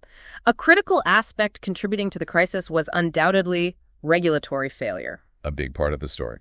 Federal Reserve Chairman Alan Greenspan, despite a fellow Fed Governor Edward Gramm-Leach writing extensively and publishing a book about the dangers of subprime mortgages, did not issue public warnings about the increasing risks posed by the unprecedented rise in housing prices. He seemed to believe the market would self-correct. This inaction was tragically compounded by over-leverage by financial institutions in risky assets, with a staggering $2.8 trillion in subprime, Alt-A, and jumbo mortgages by mid-2007. While the direct loss in value from these mortgages was numerically less than the losses from the dot-com crash just years prior. It was the leverage and interconnectedness that made it so toxic. Exactly. The sheer interconnectedness and extreme leverage within the financial system proved to be devastating, triggering a systemic meltdown. In a crisis, there is only one entity that can truly provide the necessary liquidity, and that is the central bank, acting as the lender of last resort, a concept Walter Bagehot defined way back in the 19th century. The Fed steps in? Right. This means the central bank can create liquidity by crediting reserves to banks, which can be turned into currency on demand. Post-Lehman, the Fed indeed sprang into action. The Treasury, backed by an implicit unlimited line of credit from the Fed, insured money market funds. Ben Bernanke, then Fed chairman, was keenly aware of Milton Friedman's damning case against the Fed's failure to provide reserves during the Great Depression.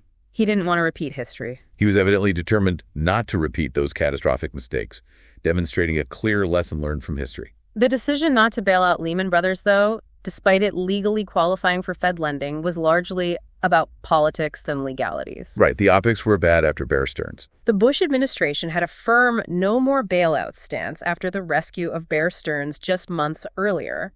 However, the subsequent decision to bail out AIG was seen as absolutely necessary due to the financial chaos that followed Lehman's failure, with legitimate fears of a collapse of the entire global financial system. Letting Lehman go showed them how bad it could get, forcing their hand with AIG. Seems like it. The economic and financial impact of the great financial crisis was, without exaggeration, severe.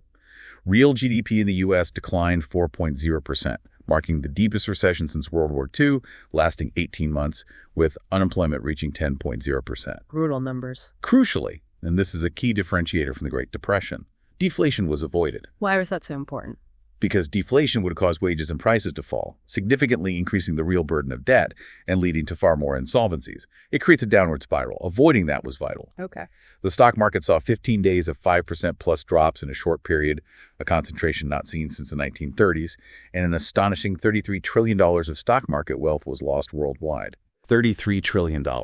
Entire sectors, like REITs, plummeted 75%, and major financial firms like Citibank lost over 98% of their market value. The LIBOR spread, a key interbank lending rate, widened dramatically, reflecting extreme credit market stress, only coming down decisively as the Fed flooded the system with reserves. So the Fed's actions eventually worked to calm things down. They did.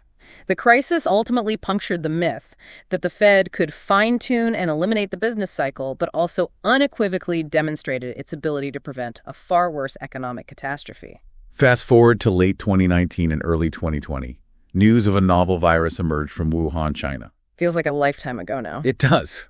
Despite flight bans and public health declarations, the stock market surprisingly continued its upward trajectory. Investors had seen previous virus scares, SARS, MERS, Ebola, with minimal U.S. economic impact, fostering a sense of complacency. Been there, done that, didn't hurt us much before. Right. In a seminar in February 2020 where options for ending the bull market were polled among a room full of advisors, only one person chose a pandemic as the likely trigger. The consensus simply wasn't there. Hindsight is 2020, I guess. The market, however, had already topped the day before that very presentation, a stark reminder of how quickly things can change. Wow, the day before. The explosive rise in COVID-19 cases quickly turned investor complacency into outright panic. By March 12, stocks officially entered bear market territory, and by the market bottom on March 29, the S&P 500 had declined by nearly 34%. In just weeks. Wiping out over $20 trillion in world stock market value in less than 7 weeks. This decline was one of the fastest in history. Faster than 2008. Much faster drop, yes. While previous pandemics like the 1918 Spanish flu had surprisingly minor economic impacts, the 24/7 news cycle, social media, and heightened public anxiety ensured a much stronger and more immediate market reaction this time around. The government and Federal Reserve response was truly massive and unprecedented in its scale and speed. They pulled out all the stops. The CARES Act and subsequent fiscal bills injected trillions of dollars into the economy. Critically, on March 15, 2020, the Fed announced large-scale bond purchases, which became open-ended by March 23. Unlimited QE, essentially. Pretty much. This led to the Fed's portfolio of securities ballooning from $3.9 trillion to nearly $9 trillion by March 2022. Doubled in size. While the Treasury is legally prohibited from buying bonds directly from the Fed's rapid open market purchases effectively meant that the government received funds from the Fed, which were then distributed as crucial fiscal stimulus. A coordinated fiscal and monetary bazooka. You could say that. This massive monetary expansion had an electrifying effect on the stock market, with the S&P 500 jumping an astonishing 9.38% on March 24, one of its best single days ever. The market loved the liquidity. The contrast with the great financial crisis of 2008-09 is particularly stark and informative. During the Great Depression, for instance, the money supply actually fell sharply, severely exacerbating deflation and worsening the economic downturn. However, with COVID-19, the M2 money supply increased a staggering 17.5% from March to July 2020, and over 12% annually from May 2020 to end 2021. A huge increase in money. This level of monetary accommodation was truly unprecedented. If the Fed hadn't accommodated the massive federal deficit in this manner, the government would have had to borrow from the public, leading to significantly higher long-term interest rates and effectively offsetting the intended fiscal stimulus. The Fed's actions were crucial in preventing a deeper economic collapse. What about inflation's impact on investments during this period? It's a key question given the massive monetary expansion. Right, where did all that money go? Stocks are generally considered real assets. Their value is tied to the earnings power of underlying productive assets like plant, equipment, and intellectual property, which tend to rise in value with the price level. They hold their value against inflation, theoretically. Bonds and money, conversely, are monetary assets with fixed dollar returns, meaning their real value erodes with inflation. Interestingly, firms with high debt, levered, and fixed labor contracts can significantly gain from unexpected inflation as their real costs decline, boosting their profit margins in the short term. Inflation helps borrowers. This dynamic was very evident in the P/E ratio, which rose from 18 to 21 between early 2020 and late 2021, indicating that prices increased twice as fast as earnings. Valuations got stretched. This was partly due to the strong performance of tech stocks, which inherently carry higher valuations, but also a continued slide in real interest rates.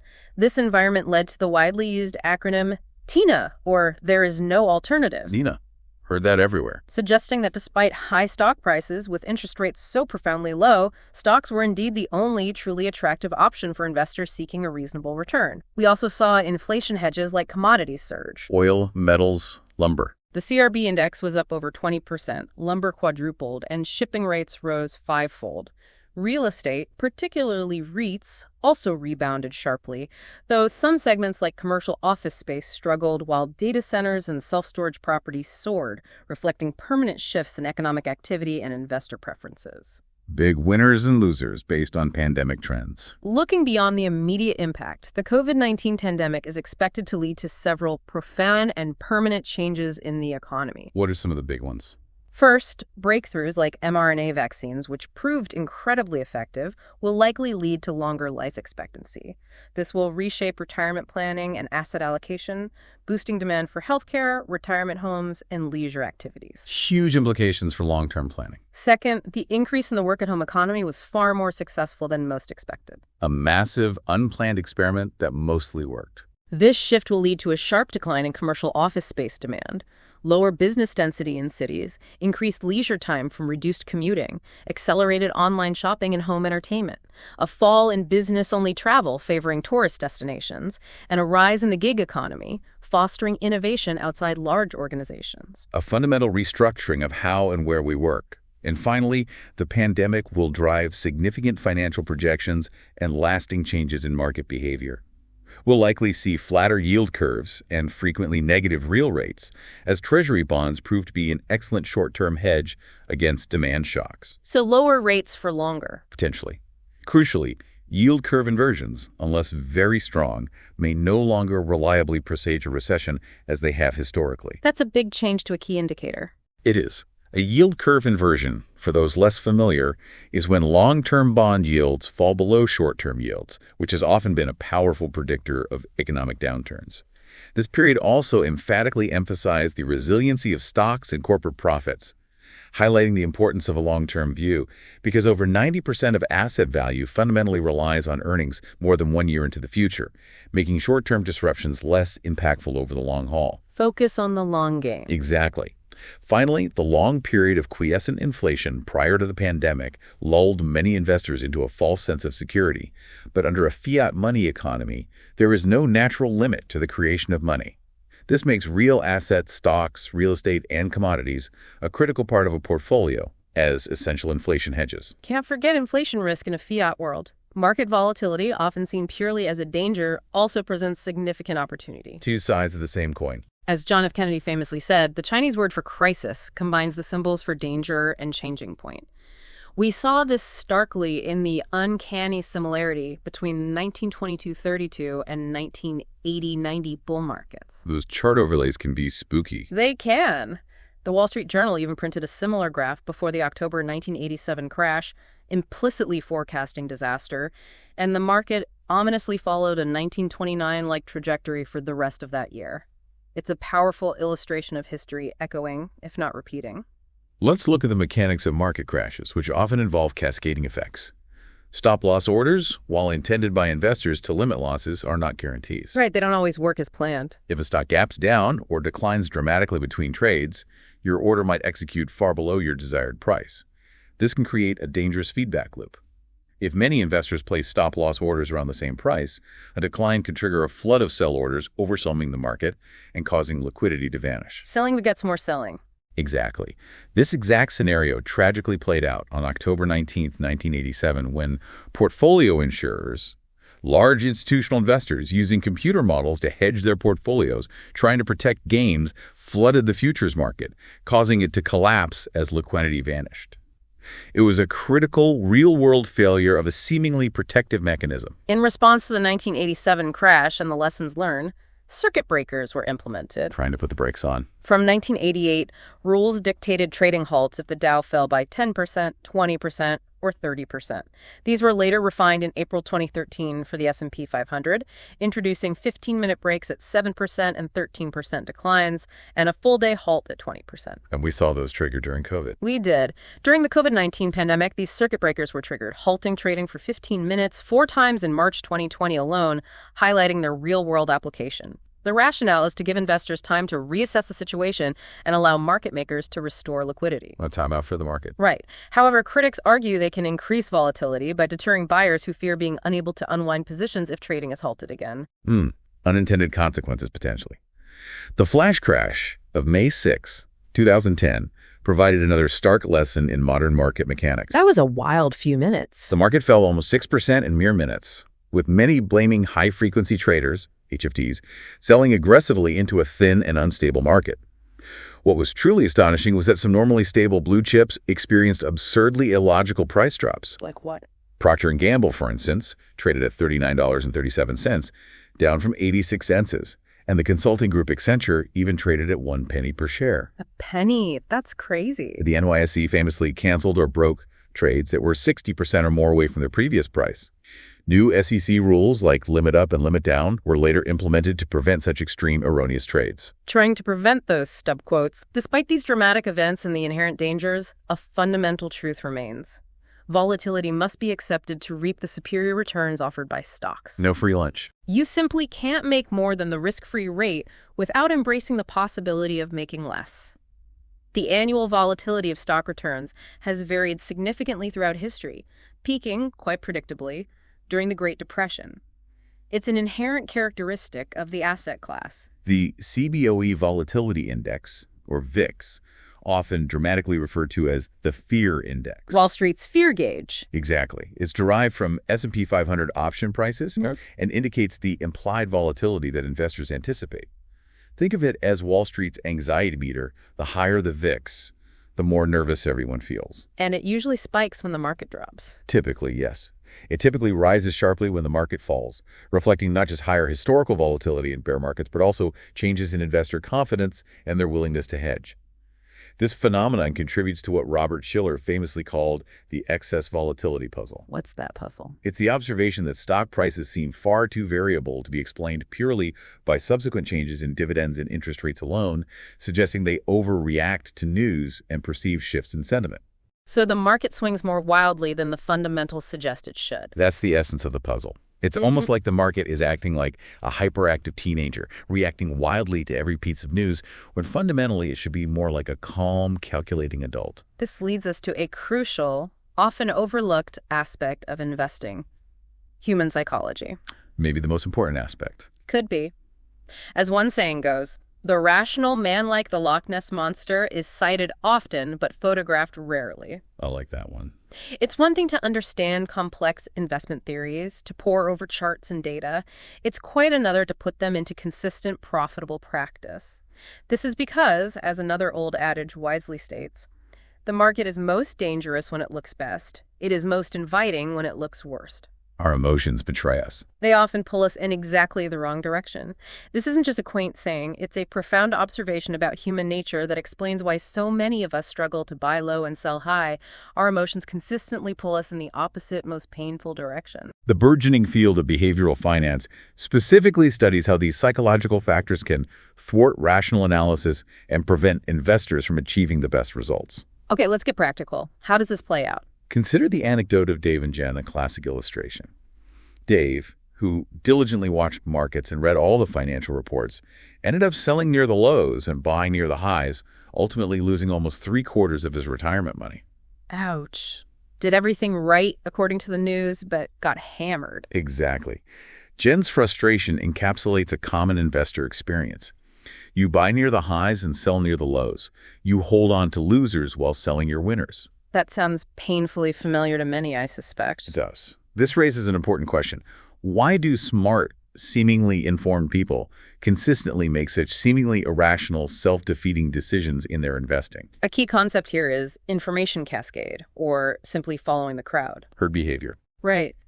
Charles Mackay's 1852 classic Extraordinary Delusions and the Madness of Crowds chronicles historical financial bubbles like the South Sea and Mississippi bubbles and the infamous tulip mania, noting that whole communities suddenly fix their minds upon one subject and go mad in its pursuit. History's full of examples. He famously observed, with chilling accuracy, "Men, it has been well said, think in herds."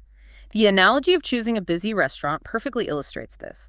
You assume others know something, leading to a cascade of people choosing the same option even if another, less busy one, might actually be better. We assume the crowd is wise, even when it's not. Dave's thought, "This time is different," is a classic and very costly pitfall that has been repeated throughout market history. Famous last words in investing. Let's break down some more specific behavioral biases that plague investors. First, there's overconfidence. Thinking you're smarter than the market. Pretty much. It's extraordinarily difficult to be a successful trader. The uncomfortable truth is that most people, whether students, drivers, or traders, tend to believe they are better than average, which of course is statistically impossible. Right, we can't all be above average. What's even more surprising is that experts, those we look to for guidance, are even more subject to overconfidence because their rigorous training often leads them to actively seek supporting, rather than contradictory evidence, reinforcing their existing beliefs. Confirmation bias kicks in hard. Okay, what else? Second, we have representative bias. This is the tendency to see too many parallels between events that seem the same, which then leads to misguided conclusions. Mistaking correlation for causation or seeing patterns where none exist. Exactly. Dave's broker, for example, used the gold rush suppliers analogy for tech companies, which seemed like an insightful comparison at the time, but in fact the situations were very different. This bias is often fueled by data mining, where analysts search past data for patterns where none truly exist, often leading to spurious correlations. Finding fool's gold in the data. You could say that. Consider the New York Stock Exchange closing for 5 months at the outbreak of World War I, fearing calamity, when in fact the U.S. boomed as an arms merchant, and 1915 was one of the best years in stock market history. The perceived parallel was entirely wrong. Then there's loss aversion, a deeply ingrained human tendency where the pain of a loss is felt much more acutely than the pleasure of an equivalent gain. Losing hurts more than winning feels good. Prospect theory. Right. Losing $100 feels worse than gaining $100 feels good. This ties directly into mental accounting, where people tend to treat different sums of money or types of investments differently in their minds, even when they logically shouldn't.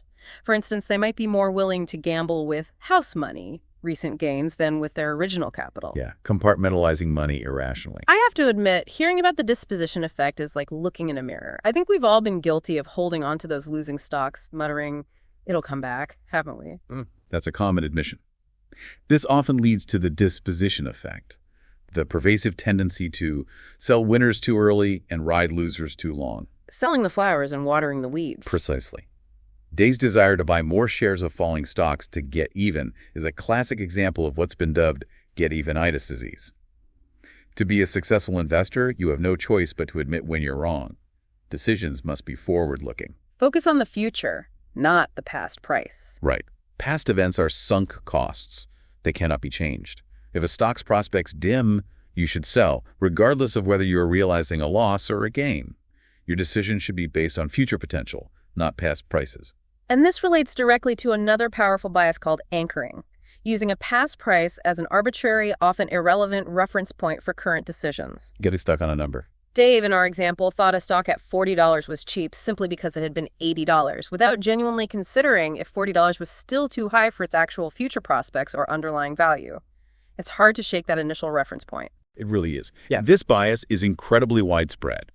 Research has consistently shown that investors sell stocks for a gain of 50% more frequently than they sell stocks for a loss.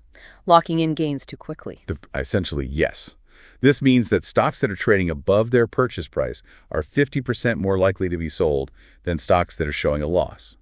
This is often done, ironically, even when it is a bad strategy from both a trading standpoint, as it cuts off potential future gains, and a tax standpoint, as it accelerates capital gains taxes. So it feels good, but it's often the wrong move financially. It's a clear example of emotional decision-making overriding rational financial planning. Hashtag 4.2 myopic loss aversion and the equity premium puzzle. Dave, in his despair, even considered giving up on stocks entirely, despite intellectually knowing it's a bad long-term idea. A very common reaction after big losses. This very common feeling is a direct result of what's called myopic loss aversion. It's a powerful emotional driver that can lead to poor long-term investment outcomes. Myopic loss aversion. It means being short-sighted about losses. It's the tendency to base investment decisions on short-term market fluctuations, which, because they can be intensely volatile, significantly magnify perceived risk. Like checking your portfolio every 5 minutes during a downturn. Exactly. Imagine watching your stock portfolio update every single minute versus only once a year. Studies have actually shown groups of investors who saw yearly returns invested a much smaller fraction in stocks than those who saw their returns aggregated into longer, less volatile intervals, such as every 5 or 10 years. So less frequent monitoring leads to more equity investing. The evidence suggests so. The logic is clear. Since, over longer periods, the probability of stocks showing a loss is much smaller, investors influenced by loss aversion would be more likely to hold stocks if they monitored their performance less frequently and thus were less exposed to the short-term noise and temporary declines. Out of sight, out of mind helps you stay invested. This phenomenon of myopic loss aversion is truly key to understanding what economists call the equity premium puzzle. Ah, the big puzzle. Why do stocks return so much more than bonds? Right. It's a long-standing mystery. The data is clear that over periods of 20 years or more, a diversified portfolio of equities not only offers higher after-inflation returns, but is actually safer than government bonds. Safer and higher returns long-term seems like a no-brainer. Yet, despite this long-term safety and higher return, investors still seem to demand an additional premium to hold stocks. Why? The puzzle's elegant solution lies squarely in human psychology and, specifically, myopic loss aversion. It's our own fault. In a way, because investors tend to concentrate on an investment horizon that is too short, stocks appear very risky to them in the short term, leading them to demand a fat premium to hold equities. If investors simply evaluated their portfolios less frequently, thereby smoothing out the short-term volatility and focusing on the long-term trend, this equity premium might, in theory, fall dramatically, as the perceived risk would be much lower. So the takeaway here isn't to completely ignore your investments or bury your head in the sand. No, definitely not ignore them. But crucially, to not alter your long-term strategy based on short-term noise. It's about maintaining perspective. Discipline is key. The real wisdom is to remember to set up rules and incentives and commit to a disciplined, long-run portfolio allocation. That's your best defense against your own psychological biases. Hashtag 4.3 contrarian investing and investor sentiment. Given these behavioral pitfalls that can derail even the most well-intentioned investor, is there a way for you as an investor to take advantage of others' behavioral weaknesses and earn superior returns from them? Can you profit from the madness of crowds? Can you turn the crowd's folly into your fortune? This is precisely the realm of contrarian investing. It's about going against the prevailing sentiment, zigging when everyone else sags. Buying when there's blood in the streets. That's the extreme version, yes.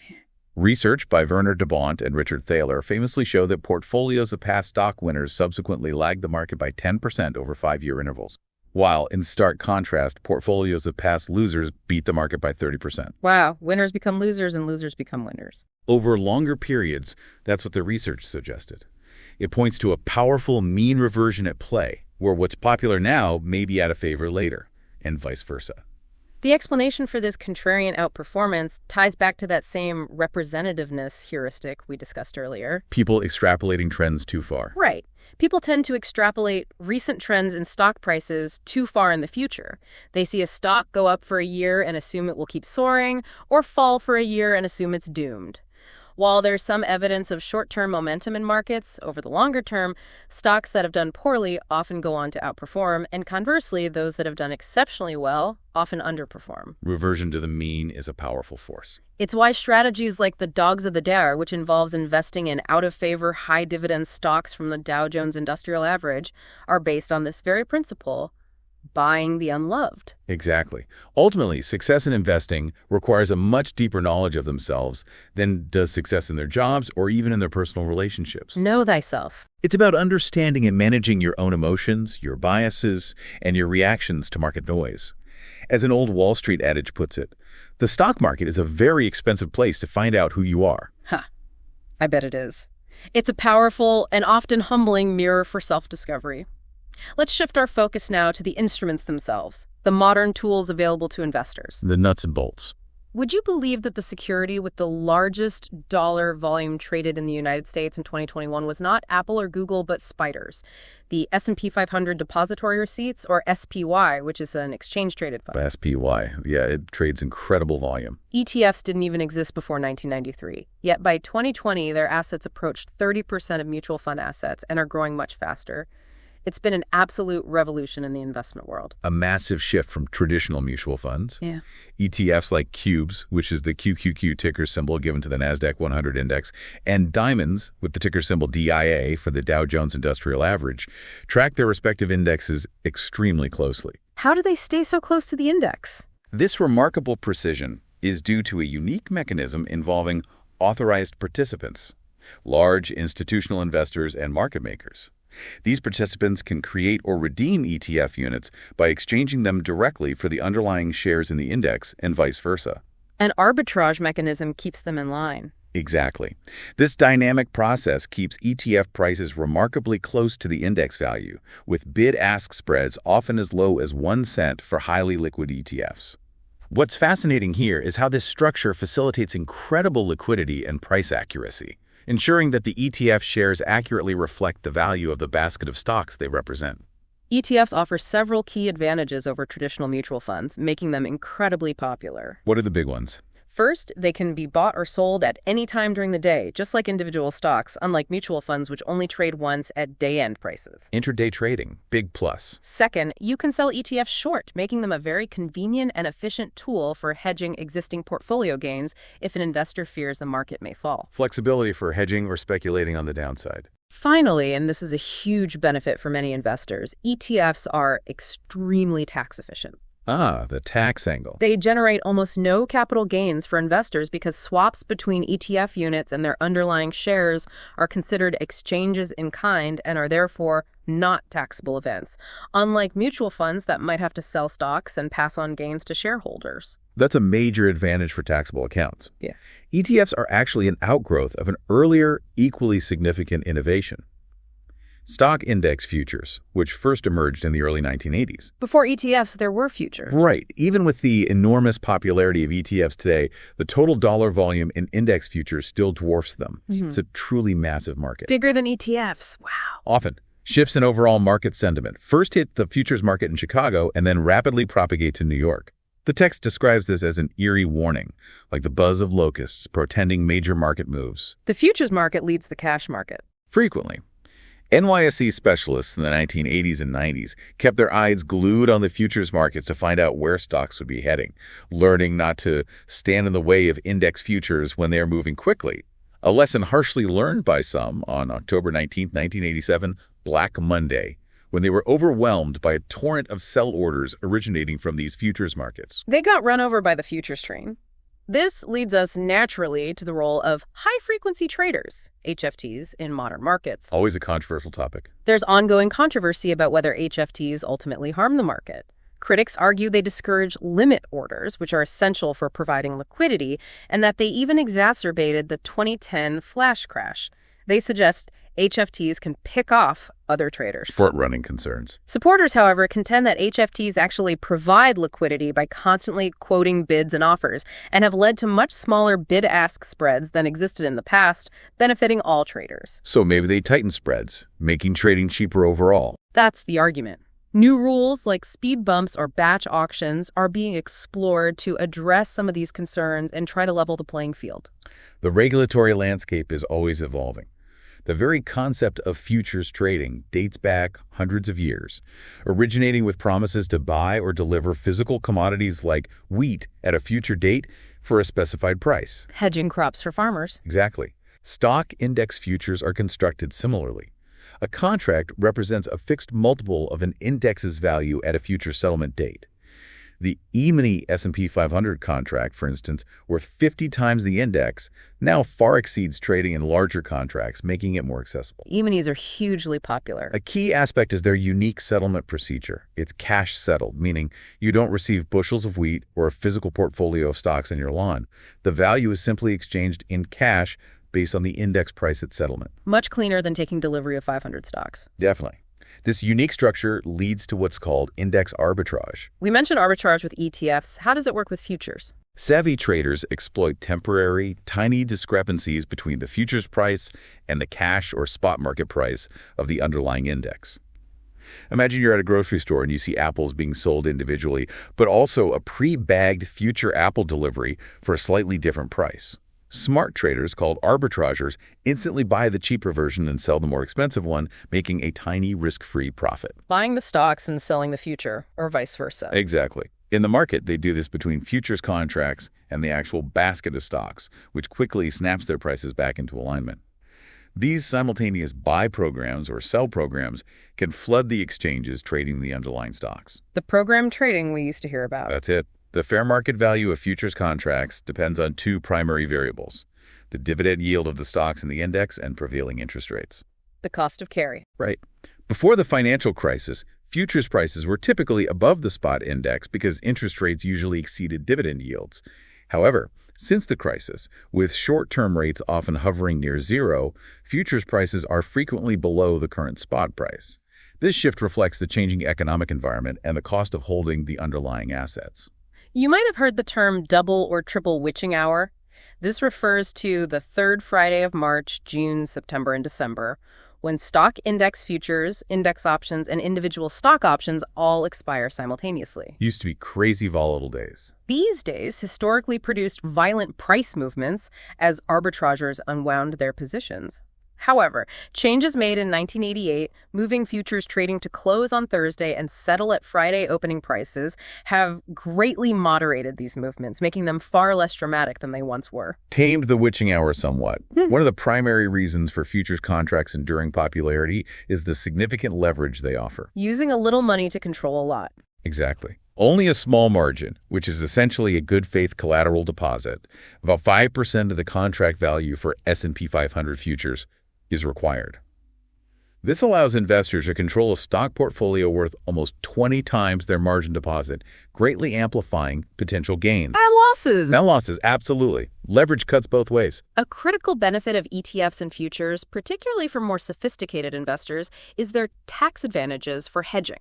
How did that work again? If you've built up significant gains in individual stocks but are nervous about a market downturn, instead of selling your stocks and incurring a large immediate tax liability, you can sell enough ETFs or futures to cover the value of your portfolio. Hedge the position without selling the underlying stocks. Exactly. If the market declines, your profits on the ETF futures position offset losses in your stock portfolio, without triggering those taxes on your individual holdings. It's a very flexible way to manage risk and tax implications. Options offer even greater flexibility than futures or ETFs, allowing for a wider range of strategies from the highly speculative to the extremely conservative. Calls and puts. Right.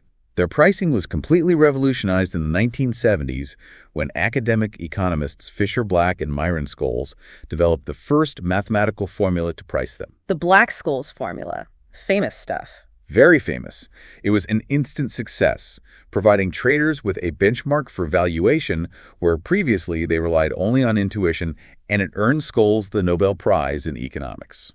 A practical and very useful application for you as an investor is using index options to protect against market declines. Portfolio insurance, essentially. You can buy an index put, which is essentially a contract that increases in value as the market falls. It's very much like buying an insurance policy. Yeah. You pay a premium up front, and if the market doesn't decline, you simply forfeit that premium. The cost of the insurance. But if it does decline, the put's value increases, cushioning, if not completely offsetting, the decline in your stock portfolio.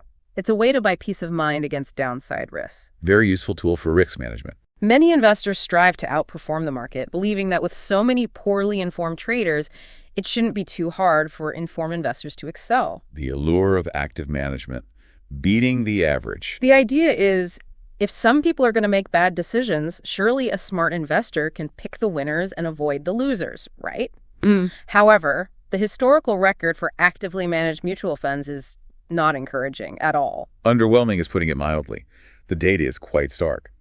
S&P Dow Jones Indices' biannual review, the SPIVO report, reveals that for all domestic U.S. equity funds, more than 3/4 have underperformed their respective index over the 3-year period. 3/4 fail over just 3 years. And an astonishing more than 90% have underperformed over 10 and 20-year periods. Over 90%, that's brutal. It is.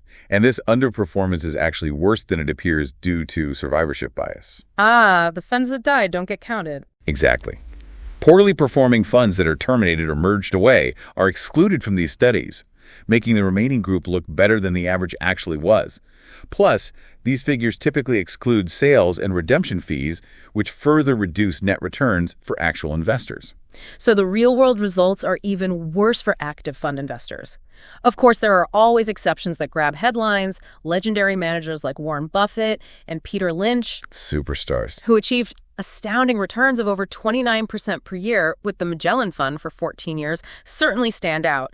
These are the rare, truly exceptional outliers that everyone dreams of finding. But finding truly skilled money managers, the next Buffett or Lynch, is incredibly difficult. Even identifying if someone has skill is hard. How hard? Even if a manager genuinely possesses better than average stock picking ability, say picking stocks that are expected to return 1% per year better than the market, there's only a 62.7% probability they'll exceed the market after 10 years. Just over 60% chance, even with proven skill? And just 71.2% after 30 years, given the inherent volatility and randomness of the market. Even a 2% annual edge gives only a 74% chance of outperforming over 10 years, meaning there's still a 1 in 4 chance that they will fall short. So even with real skill, luck plays a huge role over shorter periods. A massive role. The time needed to be reasonably certain of superior management often outlives their trial period or your patience as an investor. For example, a young Peter Lynch with a theoretical 5% per year edge still had a 24% chance of underperforming the market over just 2 years. Meaning you might have fired Peter Lynch before he became Peter Lynch. Exactly. This raises an important question. Why do we so often chase past performance, which is largely random in the short term, despite these overwhelming odds against consistent outperformance? Good question. Behavioral biases again. Hashtag tag 6.2. A little learning is a dangerous thing. And the case for indexing. This brings us to perhaps the most counterintuitive finding in all of investment research.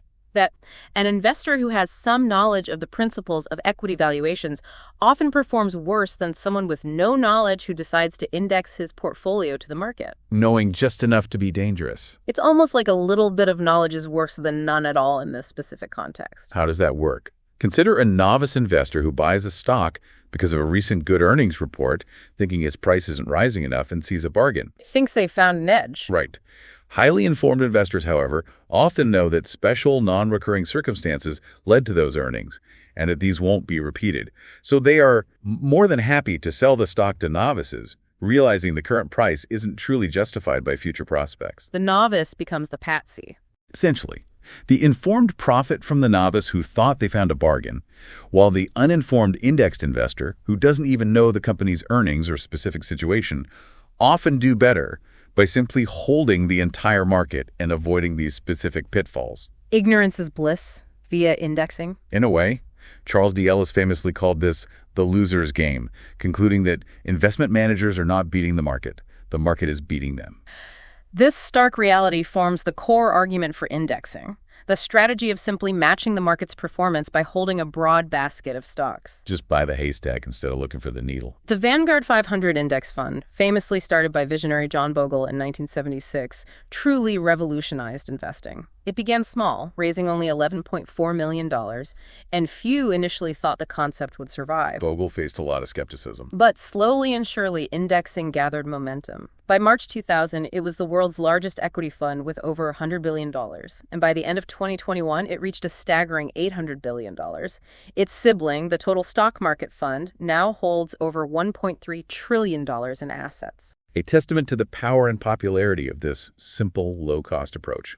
One interesting phenomenon associated with indexing, particularly with well-known market indices, is the overpricing when a stock is added to the S&P 500 index. The index inclusion effect. When Yahoo was added in December 1999, its stock surged an incredible 64% in just 5 trading days between the announcement and its formal membership.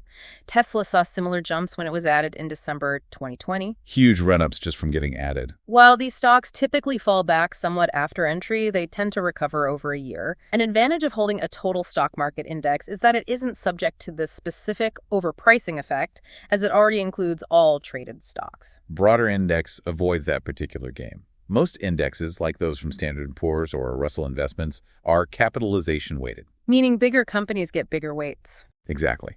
Each firm is weighted in the index by its market value, its current price multiplied by the number of shares outstanding. These indexes are generally considered optimal under efficient market assumptions, offering the best trade-off between risk and return for investors.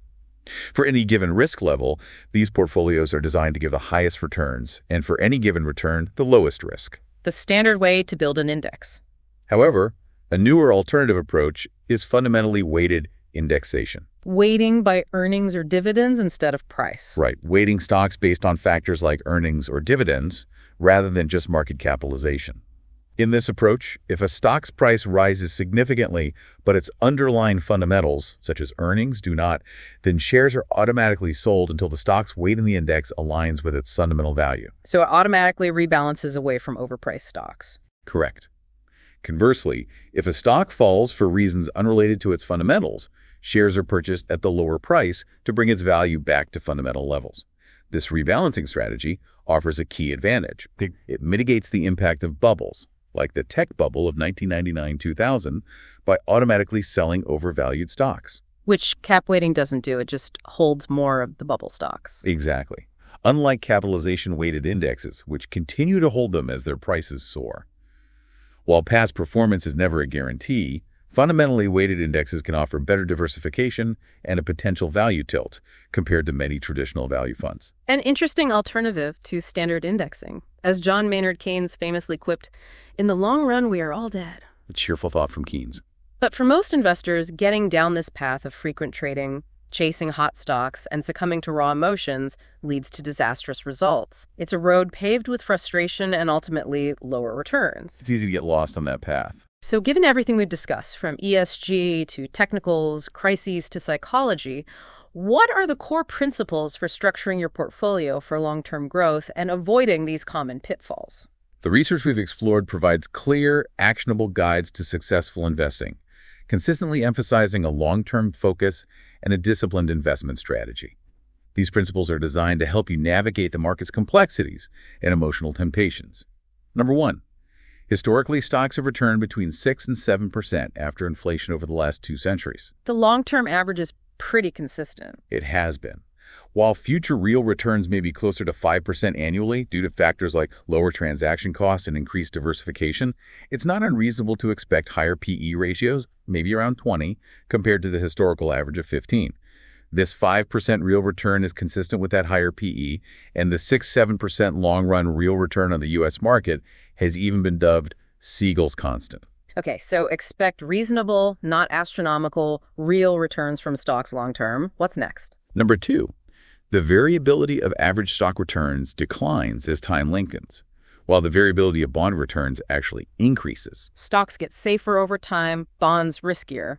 That sounds backward. In real inflation-adjusted terms, yes. It means that investors with longer investment horizons should hold a higher percentage of stocks.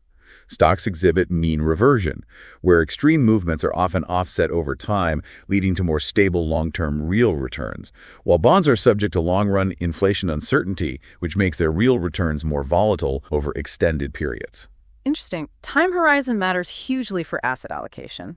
Principle 3. Invest the largest percentage of your stock portfolio in low-cost stock index funds that span a global portfolio. Back to indexing. As we've seen, broad-based indexes have outperformed the vast majority of actively managed funds over the past half-century, consistently delivering competitive returns without the high fees or the risk of underperforming significantly. Keep costs low, buy the market. Okay, number 4. Invest at least 1/3 of your equity portfolio in international stocks, defined as those not headquartered in the United States. Don't have home country bias. Exactly.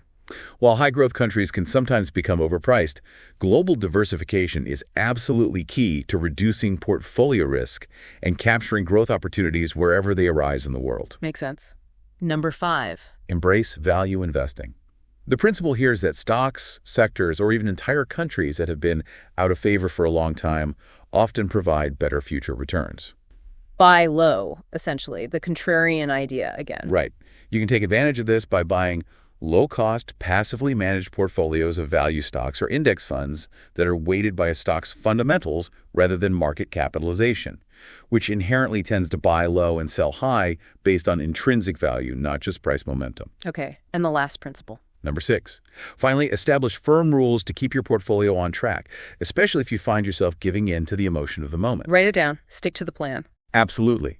If anxiety strikes, and it will, rereading the historical 220-year graph of real asset returns can provide a powerful quick fix and remind you of the long-term trend and the power of staying invested. A visual reminder to stay calm. Hashtag tag 7.2, avoiding pitfalls, and the equity premium reminder. To summarize, the 2 biggest pitfalls to avoid, the twin dragons of investing, are trading frequently in an attempt to beat the market, which invariably leads to high transaction costs and consistently poor timing. Churning your account. And chasing hot managers or hot stocks in search of higher returns, a path that, as we've seen, often leads to frustratingly below-average results. Performance chasing rarely works. Ultimately, it circles back to the equity premium puzzle and our human psychology. Doesn't it always? Even though a diversified portfolio of equities is actually safer than government bonds over the long term, specifically periods of 20 years or more. Safer in real terms. Investors continue to demand a fat premium to hold stocks. This is a direct consequence of myopic loss aversion, where their focus is often too short-term, leading them to perceive stocks as far riskier than they truly are over proper, long investment horizons. Our short-term focus costs us in the long run. Hashtag tag outro brand. So what does this all mean for you? It means that understanding the long-term historical forces that drive returns, coupled with a deep and honest awareness of our own psychological biases, is truly your most powerful tool in investing. Knowledge plus self-awareness. Success in this arena, as the old Wall Street adage goes, requires a much deeper knowledge of themselves than almost anything else you'll pursue. It really does. If we connect this to the bigger picture, it suggests that your most valuable asset isn't just your capital, but your perspective. How you look at things. Right. The market's short-term fluctuations, as dramatic and unnerving as they can be, are often just noise. Recognizing that allows you to maintain the discipline needed for consistent long-term growth. Your ability to resist emotional impulses and adhere to a sound, well-researched long-term strategy is truly what sets successful investors apart in the long run. Discipline and perspective. That's a wrap on this deep dive. We hope this exploration of investment styles, market behaviors, and the crucial psychology behind them has provided you with clarity and confidence on your own investment journey. Hope it was helpful. Thank you for joining us, and we look forward to the next deep dive into the fascinating world of knowledge.